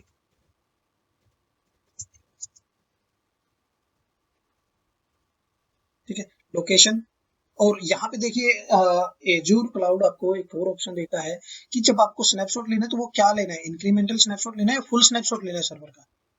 दोनों तरीके से आप स्नैपशॉट ले सकते हो। तो मैं फिर को फुल स्नैपशॉट लेना है तो मैं फुल पे क्लिक करता हूँ, और आप चाहो तो इंक्रीमेंटल लेना है, मान लो आपके पास पहले फुल है और उसके बाद आप इंक्रीमेंटल लेना चाहते हो तो इंक्रीमेंटल ले सकते हो। तो अभी मैं स्टार्टिंग में ले रहा हूँ तो मैं फुल स्नैपशॉट लेता हूँ। यहाँ पे सोर्स टाइप बोल रहा है आपको कि आपको किसी स्नैपशॉट का स्नैपशॉट लेना है, किसी सर्वर के ऊपर जो डिस्क अटैच है उसका स्नैपशॉट लेना है। तो मेरे यहाँ पे सर्वर का जो ये डिस्क अटैच है, इस डिस्क का मेरे को स्नैपशॉट लेना है, क्योंकि इसी के ऊपर मेरा ऑपरेटिंग सिस्टम इंस्टॉल है। तो मैं यहाँ पे डिस्क सेलेक्ट करता हूँ, और यहाँ पे अभी मेरे पास बाय डिफॉल्ट आ रही है क्योंकि मेरे पास एक ही सर्वर है। जब कंपनी के केस में हो सकता है आपके पास 1000 सर्वर हो, तो आप अपनी जो डिस्क यहाँ पे जो नाम शो कर रहा है, इस नाम को कॉपी करेंगे और यहाँ पे सर्च कर लेंगे तो वो उसको शो कर देगा। अभी मैं इसको सिलेक्ट करता हूँ, बाकी इन्फॉर्मेशन को हम डिफॉल्ट रखते हैं और इसको हम रिव्यू करते हैं। जो जो चीजें हमने सेलेक्ट की वो सारी चीजें आपको यहाँ पे दिखाएगा, और लास्ट में हम इसको क्रिएट कर देंगे। ठीक है, तो अभी हमारा क्या हो रहा है, स्नैपशॉट क्रिएट हो रहा है। तो अभी स्नैपशॉट को हम क्रिएट होने देते हैं। स्नैपशॉट क्रिएट हो रहा है, तो स्नैपशॉट क्रिएट होने के बाद हम क्या करते हैं, हम चलते हैं अपने वापस सर्वर के ऊपर। अभी हमें क्या करना है, इमेज क्रिएट करनी है अपने सर्वर की। स्नैपशॉट हो गया, ठीक है। इमेज क्रिएट करनी है कस्टम AMI हमारे सर्वर की। तो इमेज कैसे क्रिएट करते हैं, वापस सर्वर कंसोल पे चलते हैं और अपने ओवरव्यू के अंदर जाते हैं। ओवरव्यू में जाने के बाद सर्वर के ऊपर कैप्चर का ऑप्शन देता है, कैप्चर के अंदर जाएंगे तो यहाँ पे आपको एरो क्लिक देगा और इमेज का ऑप्शन देता है। तो इमेज करके हम यहीं से इसका इमेज क्रिएट कर सकते हैं। इमेज के ऊपर जाता हूँ मैं, और यहाँ पे जब मैं इस सर्वर को ऑलरेडी सिलेक्ट करके आ रहा हूँ तो मेरे से ये रिसोर्स ग्रुप पे सब्सक्रिप्शन, रिसोर्स ग्रुप का नाम, लोकेशन वगैरह नहीं पूछेगा, क्योंकि ऑलरेडी वहां से उसने पिक कर ली, क्योंकि हम वहां से डायरेक्ट उससे आ रहे हैं। ठीक है, automatically delete this virtual machine after creating the image, मतलब जो मेरा सर्वर है, जैसे ही मैं इस सर्वर की इमेज क्रिएट कर लूँ तो इस सर्वर को वो डिलीट कर देगी। अगर मैं ऑप्शन चेक मार्क कर देता हूँ तो वो सर्वर को डिलीट कर देगा और इमेज क्रिएट हो जाएगी। बट मैं नहीं चाहता कि वो सर्वर को डिलीट करे और इमेज भी क्रिएट हो जाए मेरी। ठीक है, और यहाँ पे पूछ रहे टारगेट एजूर कंप्यूट गैलरी। यहाँ पे अगर आपके पास है पहले से, नहीं है तो ठीक है, नया क्रिएट कर लीजिए। टेस्ट कर देता हूँ मैं, टेस्ट इमेज, ओके करते हैं। उसके बाद नीचे आपको दो ऑप्शन देता है, operating system state, generalize VM created from this image require host name, admin user and other VM related setup to complete on first boot। मतलब जब हम सर्वर को क्रिएट कर रहे होंगे, इस इमेज से बूट करवा रहे होंगे, तो आपसे ये होस्ट नेम पूछेगा, एडमिन यूजर पूछेगा, पासवर्ड सर्वर वगैरह सेट करने के लिए पूछेगा। और अगर मैं स्पेशलाइज पूछता हूँ तो यहाँ पे ये चीजें आपसे नहीं पूछेगा। ठीक है, तो इसलिए मैं यहाँ पे क्या करता हूँ, जनरलाइज करता हूँ, ताकि जब मैं कोई नया सर्वर क्रिएट करूँ इससे, तो मेरे से होस्ट नेम भी पूछे, एडमिन नेम भी पूछे और यूजर ने पासवर्ड वगैरह सेट करने के लिए बोले मेरे को। ठीक है, और टारगेट VM डेफिनेशन में यहाँ पे क्रिएट कर देता हूँ, कस्टम नाम आप अपने अकॉर्डिंग रख सकते हो, जो भी रखना है। ओके करते हैं इसको। वर्जन नंबर आपको यहाँ पे एग्जांपल शो कर रहा है, आपको इसी तरीके से वर्जन नंबर डालना होगा। नंबर्स कोई भी डाल सकते हो, बट आपको डालना होगा 3 कैरेक्टर के अंदर। तो मैं यहाँ पे जैसे 1.2.3 डाल देता हूँ यहाँ पे, तो ये ले लेगा इसको।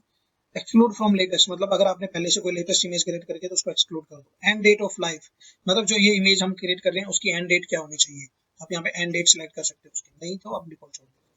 लोग डिलीटिंग रेप्लिकेशन लोकेशन से, आप इसको जहाँ डिलीट रेप्लिकेशन चाहो तो वो कर सकते हो। ठीक है, मैं इसको अनचेक कर देता हूँ ऑप्शन को। ठीक है, और इसको हम क्या करते हैं, रिव्यू करते हैं। रिव्यू करने के बाद हम इसको भी क्रिएट कर देते हैं। तो यहाँ पे हमारा स्नैपशॉट क्रिएट हो गया सक्सेसफुली, और स्नैपशॉट के अंदर जाके देखते हैं तो हमारे पास स्नैपशॉट की पूरी डिटेल आपको शो कर, कौन कौन से स्नैपशॉट है, कहाँ पे है, क्या क्या चीजें हैं, फुल स्नैपशॉट है, इंक्रीमेंटल है, स्टोरेज टाइप क्या है, डिटेल 30 GB स्टोरेज है इसका, तो वो चीजें आपको यहाँ पे शो करता है। ठीक है, अब यहाँ पे अब इस इमेज की जो हमने स्नैपशॉट लिया उसकी डिटेल्स आपको यहाँ पे शो करता है। अगर आपको टैग्स पर ऐड करनी है, डायग्नोस्टिक, रिसोर्स ऑप्टिमाइजेशन, कोई सेटिंग चेंज करनी है, एन्क्रिप्शन करना है, एक्सपोर्ट करना है, स्नैपशॉट को लॉक करना है, तो वो सारी चीजें आप यहाँ पे कर सकते हो सेटिंग्स। ये आपको इस स्नैपशॉट की डिटेल्स होगा। ठीक है, यहाँ पे हमारा इमेज क्रिएट हो रहा है। अभी इमेज को क्रिएट होने देते हैं, इमेज थोड़ा सा टाइम लगाता है क्रिएट होने में, तो तब तक हम वापस नोटपैड फाइल में चलते हैं। तो हमने स्नैपशॉट देख लिया कि कैसे क्रिएट करते हैं, यहाँ पे इसको डन कर देता हूँ। हमारा इमेज कैसे क्रिएट करते हैं वो भी मैंने आपको बता दिया, इसको भी डन कर देता हूँ। मॉडिफाई सिक्योरिटी ग्रुप, ठीक है, मॉडिफाई सिक्योरिटी ग्रुप मतलब एक बार मैं आपको थोड़ा सा बता देता हूँ कि सिक्योरिटी ग्रुप को अगर आपको मॉडिफाई करना है तो कैसे करते हैं। तो मैं अपने वापस सर्वर पे चलता हूँ, अपने विंडोज सर्वर पे जाता हूँ। विंडोज सर्वर पे जाने के बाद इसके लेफ्ट साइड में आप आते हो, इसके नेटवर्किंग वाले ऑप्शन के अंदर आप जाओगे, नेटवर्क सेटिंग के अंदर जाओगे,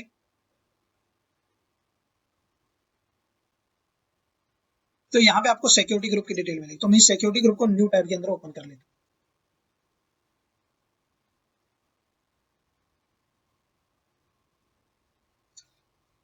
ठीक है, तो ये हमारे सिक्योरिटी ग्रुप की डिटेल शो कर रहे हैं। जो हमारा सिक्योरिटी ग्रुप है, इनबाउंड रूल एक अलाउ कर रखा है हमने, बाकी 0 है। और यहाँ पे नीचे डिटेल में दिखा देता है कि कौन कौन से अलाउ है, कौन कौन से डिनाई है। ठीक है, और अगर आपको नया रूल ऐड करना है कोई, तो आप यहाँ पे लेफ्ट साइड में आओगे, overview, activity log, IAM, tags वगैरह सारी डिटेल शो करते हैं। सेटिंग के अंदर आपको इनबाउंड और आउटबाउंड रूल की डिटेल्स, तो आपको इनबाउंड ऐड करना है या आउटबाउंड ऐड करना है, उसके ऊपर क्लिक करोगे, ऐड क्लिक करोगे। ऐड पे क्लिक करने के बाद ये पूछ रहा है कि सोर्स मतलब सोर्स क्या है, कहां से आपको इस सर्वर को एक्सेस करवाना है। उस सर्वर का आप आईपी एड्रेस डाल सकते हो, माई आईपी सर्विस टैग के थ्रू कर सकते हो, सिक्योरिटी ग्रुप के थ्रू कर सकते हो। और अगर आप एनी रखते हो तो एनी का मतलब है कि कहीं से भी कोई भी एक्सेस कर ले। सोर्स पोर्ट रेंज, ठीक है, कोई भी पोर्ट रेंज हो, कोई दिक्कत नहीं है। डेस्टिनेशन, अब किसको एक्सेस करवाना है, तो डेस्टिनेशन की यहाँ पे एनी है अभी, तो आईपी एड्रेस डाल सकते हो, कस्टम टैग और सर्विस सिक्योरिटी ग्रुप के थ्रू करवा सकते हो। अभी मैं इसको एनी रखता हूँ। और यहाँ पे सर्विस मतलब जो पोर्ट रेंज, पोर्ट हमें अलाउ करवाना है, वो आप यहाँ पे कस्टम रख सकते हो। अगर आपको कोई यहाँ पे डिफॉल्ट दे रखे हैं तो उनमें से कोई सिलेक्ट करना है तो वो सिलेक्ट कर सकते हो। यहाँ पे बहुत सारे पोर्ट आपको मिलेंगे। ठीक है, कस्टम करके मैं कस्टम करता हूँ, पोर्ट नंबर यहाँ पे मेंशन कर देता हूँ जो मेरे को अलाउ करवाना है। जैसे मेरे को पोर्ट 80 अलाउ करवाना है, तो यहाँ पे नीचे पूछता है प्रोटोकॉल कौन सा यूज करना है आपको, टीसीपी यूज करना है, आईडीपी यूज करना है, आईसीएमपी करते हो, जो भी करना है, तो मैं भी टीसीपी करता हूँ। ठीक है, अलाउ करवाना है या डिनाई करवाना है तो वो आप यहाँ पे सिलेक्ट कर सकते हो। मेरे को अलाउ करवाना है तो अलाउ, ठीक है। प्रायोरिटी, सिक्योरिटी ग्रुप की प्रायोरिटी यहाँ पे आपकी वर्क करती है। जैसे यहाँ पे 300 इसका जो प्रायोरिटी है, तो ये रूल अलाउ है। अगर मैं इसके ऊपर मतलब 300 इसको डिनाई करता हूँ तो ये डिनाई हो जाएगा, बट प्रायोरिटी बेस पे यहाँ पे काम करता है। तो मैं इसको अलाउ ही करता हूँ अभी, और ऐड कर देते हैं। ठीक है, और यहाँ पे देखोगे तो आपका जो 310 रूल प्रायोरिटी है वो आपका 300 के नीचे आ गया, बट ये अलाउ है तो कोई दिक्कत नहीं आएगी। ठीक है, अभी एएमआई हमारा क्रिएट हो रहा है, डिप्लॉयमेंट इन सक्सेस सीड है। ठीक है, अब बात आती है जैसे हमारी एएमआई क्रिएट हो जाएगी तो एएमआई को हम देखेंगे बाद में। तो अभी नेक्स्ट स्टेप हमारा क्या है, मैंने यहाँ पे थोड़ा सा बता दिया आपको सिक्योरिटी ग्रुप को, बट डिटेल में हम आने वाले वीडियोस में कवर करेंगे जब हम कस्टम सिक्योरिटी ग्रुप करेंगे और वहां पे उनको ऐड करेंगे। तो नेक्स्ट आता है कि how to delete snapshot in Azure. Snapshot जो हमने क्रिएट किया उसको कैसे डिलीट कर सकते हैं। तो स्नैपशॉट के ऊपर जाओगे आप, जो आपका स्नैपशॉट है, ठीक है, स्नैपशॉट के ऊपर जाओ।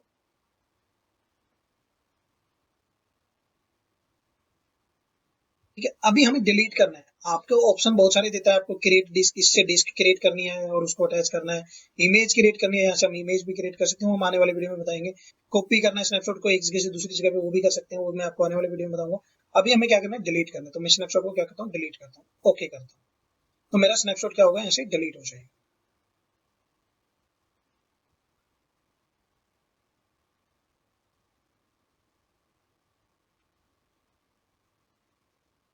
ठीक है, तो ये कह रहा है कि सक्सेसफुली डिलीट स्नैपशॉट। अगर मैं पेज को रिफ्रेश करता हूँ तो मेरा स्नैपशॉट आपको यहाँ पे नहीं शो करेगा।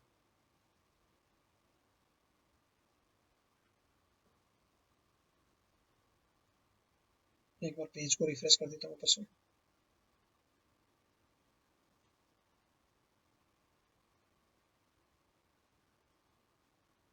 ठीक है, रिसोर्स नोट फाउंड, क्योंकि हमने स्नैपशॉट को कर दिया डिलीट। होम पे चले जाते हैं। AMI हमारी अभी क्रिएट हो रही है, क्योंकि सर्वर से जब हम AMI क्रिएट करते हैं तो AMI क्रिएट होने में थोड़ा टाइम लगाता है हमेशा, तो ये ध्यान रखना है आपको। ठीक है, इसको क्रिएट होने देते हैं। अब एक चीज और मैं बता देता हूँ आपको, जैसे अभी हम इमेज क्रिएट कर डिलीट कर रहे हैं, स्नैपशॉट डिलीट कर रहे हैं, और रिसोर्स ग्रुप को हमें अलग से डिलीट करना पड़ेगा, वर्चुअल मशीन को अलग से डिलीट करना पड़ेगा, तो वो सारी चीजें हम एक एक करके डिलीट कर रहे हैं। और अगर मान लो आपने कोई आपके पास आता है कि मेरे को जो मैंने भाई मान लो मैंने लिनक्स का और विंडोज का सर्वर तो क्रिएट किए थे, उनके ऊपर जितनी भी सर्विसेज यूज हो रही है मैं सबको चाहता हूँ एक ही बार में डिलीट करना, एक ही बार में सबको डिलीट करना चाहता हूँ। जैसे मैंने ये इमेज भी इस हमारे रिसोर्स ग्रुप के अंदर, टैकऑप्स वाले रिसोर्स ग्रुप के अंदर क्रिएट किया है, स्नैपशॉट भी मैंने वहीं पे क्रिएट किया था। तो मैं एक बार आपको ना रिसोर्स ग्रुप के अंदर जाके दिखाता हूँ। मैं रिसोर्स ग्रुप पे जाता हूँ, तो रिसोर्स ग्रुप के अंदर आपको अभी दो रिसोर्स ग्रुप मिलेंगे, नेटवर्क वॉच के नाम से और एक टैकऑप्स के नाम से। तो टैकऑप्स के अंदर जाता हूँ, तो टैकऑप्स के अंदर जो जो रिसोर्स हमने क्रिएट किए हैं, मतलब विंडोज वाला सर्वर क्रिएट किया, इमेज क्रिएट कर रहे हैं हम, और लिनक्स वाले के साथ जो कुछ कनेक्टेड था, जैसे NSG डिलीट नहीं हुआ, उसका VNet डिलीट नहीं हुआ, तो वो डिलीट नहीं होते हैं कुछ चीजें यहाँ पे सर्विसेज। और यहाँ पे स्नैपशॉट वाली जो डिस्क हमारी वो चीजें हैं। तो अगर आप ये चाहते हो कि मेरे को पूरा रिसोर्स ग्रुप ही डिलीट कर दूं, तो इसके अंदर जितनी भी सर्विसेज होती हैं क्रिएटेड, चाहे वो कितने भी सर्वर हो, आपको 10 सर्वर हो, 15 सर्वर हो, जब आप इस रिसोर्स ग्रुप को ही डिलीट कर दोगे तो इसके अंदर जितनी भी सर्विसेज आपने क्रिएट कर रखी हैं वो सारी की सारी ऑटोमेटिक डिलीट हो जाएंगी, आपको एक एक करके डिलीट करने की। ठीक है, बट यहाँ पे इसका एडवांटेज भी है और डिसएडवांटेज भी है, क्योंकि कई बार हो सकता है आपने एक रिसोर्स ग्रुप क्रिएट कर रखा है और उसके अंदर 50 सर्वर क्रिएट कर दिए, और उन 50 के 50 सर्वर पे आपकी डिफरेंट डिफरेंट एप्लीकेशन रन हो रही है, राइट। अब डिफरेंट डिफरेंट एप्लीकेशन रन हो रही है और बाय मिस्टेक आपने उस रिसोर्स ग्रुप को ही डिलीट कर दिया। ठीक है, जब आप उस रिसोर्स ग्रुप को डिलीट कर देते हो तो आपकी 50 की 50 एप्लीकेशन डिलीट हो जाएंगी। तो इस करके हम प्रेफर करते हैं कि आप जिस रिसोर्स को डिलीट करना हो उस पर्टिकुलर रिसोर्स पे जाओ, उसको डिलीट करो, उसके साथ जो जो सर्विस होती हैं उनको डिलीट करो। आप रिसोर्स ग्रुप को डिलीट मत करो। रिसोर्स ग्रुप को डिलीट उस केस में करो जब आप चाहते हो कि मेरे पास मैंने जितनी भी एप्लीकेशन, मान लो आपके पास 4 डिपार्टमेंट है, चारों डिपार्टमेंट के अलग अलग सर्वर हुए हैं और आपने चारों डिपार्टमेंट के अलग अलग रिसोर्स ग्रुप क्रिएट करके बना रखे हैं, तो उस केस में आप रिसोर्स ग्रुप डिलीट कर दो तो कोई दिक्कत। ठीक है, बट उस केस में भी आपका ये केस एक सिनेरियो ये बन जाता है कि मान लो आपको एक सर्वर को टर्मिनेट करना है, डिलीट करना है, बट उसके अंदर आपके 10 सर्वर ऑलरेडी रन हो रहे थे एक एप्लीकेशन टीम के लिए, HR के लिए, एडमिन के लिए, टैकऑप्स के लिए, और आपको डिलीट एक करना था, तो आप वहां पे एक सर्वर को डिलीट करना है तो एक को डिलीट कर दो, और अगर सारे डिलीट करने तो रिसोर्स ग्रुप को डिलीट कर दो। ठीक है, बट अब बात आती है कि क्या इस चीज को हम अवॉइड कर सकते हैं। मान लो कोई न्यू ज्वाइनी आया, उसने रिसोर्स ग्रुप को डिलीट करने की ट्राई की और रिसोर्स ग्रुप डिलीट कर दिया, क्या हम उसको ऐसी सेटिंग कर सकते हैं कि वो लॉक हो जाए, कि वो उसको डिलीट ही ना कर पाए। तो हाँ, जैसे मैंने आपको बताया था, सेटिंग्स के अंदर जाते हो तो सेटिंग के अंदर एक लॉक नाम का फीचर मिलता है। जब हम यहाँ पे ऐड लॉक कर देते हैं, कोई ऐड लॉक का नाम दे देता हूँ मैं टेस्टिंग,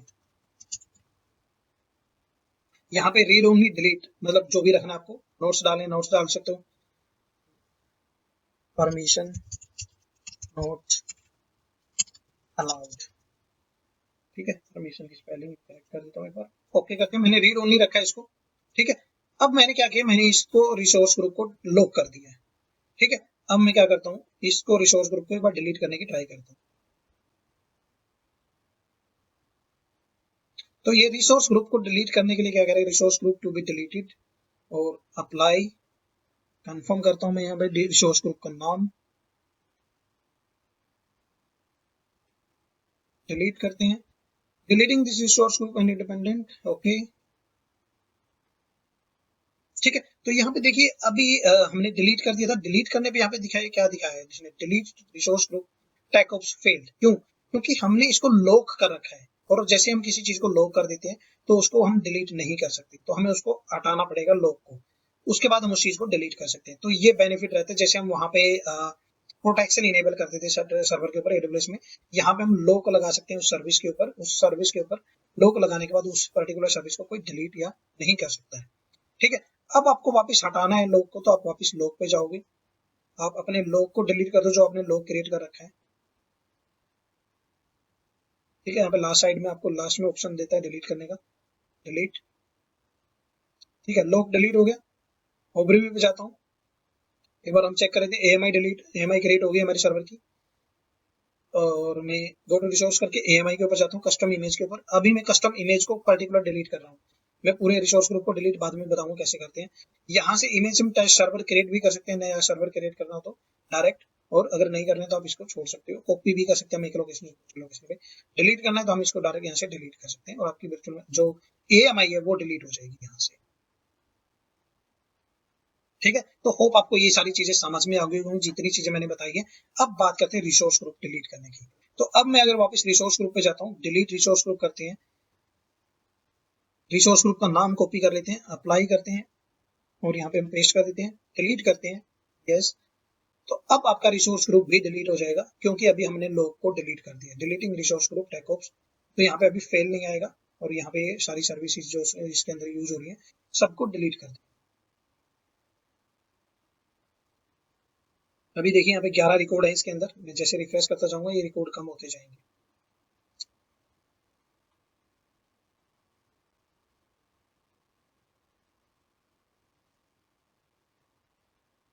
ठीक है, देखिए यहाँ पे 8 रिकॉर्ड रह गए हैं।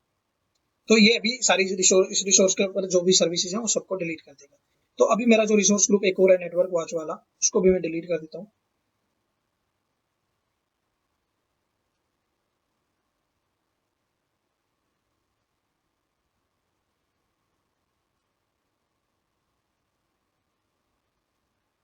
डिलीट। तो रिसोर्स ग्रुप डिलीट करने का बेनिफिट मेरे को क्या हुआ, मेरे को जो सर्वर के साथ जो जो सर्विसेज कनेक्टेड थी वो सारी चीजें भी अपने आप डिलीट हो जाएंगी। मेरे को अलग अलग जाके अलग अलग सर्विसेज को डिलीट करने की जरूरत नहीं है। यहाँ पे मैंने AMI को डिलीट करके इसलिए बताया क्योंकि अगर आपको अलग से डिलीट करना हो तो कैसे डिलीट कर सकते हैं वो चीज बताइए। ठीक है, रिफ्रेश करते हैं। तो अभी हमारे यहाँ पे सारे टॉपिक मैंने कवर कर दिए जो जो मैंने यहाँ पे नोटपैड में नोट कर रखे हैं। आने वाले वीडियो में मैं और टॉपिक करवाऊंगा एडवांस के अंदर कवर। तो जब तक के लिए आप लोग इसको देखते रहिए और शेयर करते रहिए और सब्सक्राइब कर दीजिए चैनल। ठीक है, तो एक बार मैं थोड़ा ये दिखा देता हूँ कि रिसोर्स ग्रुप डिलीट हुआ है कि नहीं हुआ है। थोड़ा सा टाइम लगाता है डिलीट होने में क्योंकि इसके अंदर बहुत सारी सर्विसेज होती है, रिसोर्स क्रिएटेड होती है, तो वो टाइम लगाएगी डिलीट करने में सारी सर्विसेज। तो अभी एक बार रिफ्रेश करते हैं पेज को। तो देखिए यहाँ से रिसोर्स ग्रुप डिलीट हो गया। अगर मैं वर्चुअल मशीन में जाके देखूँ अभी तो मेरे कोई वर्चुअल मशीन शो नहीं करेगा। क्यों? क्योंकि मैंने रिसोर्स ग्रुप को डिलीट कर दिया, पर्टिकुलर वर्चुअल मशीन को डिलीट नहीं किया मैंने। यहाँ पे कोई वर्चुअल मशीन नहीं है बस। तो इस तरीके से आप सारी सर्विसेज को डिलीट कर सकते हैं साथ में। ठीक है, सारी प्रैक्टिकल मैंने डन कर दी है प्रैक्टिकली। अब आपका काम है वीडियो को वॉच करना, आपके नॉलेज को गेन करना और चैनल को सब्सक्राइब करना। So thank you guys, keep watching and keep supporting. Bye bye. आज के वीडियो में नेक्स्ट टॉपिक।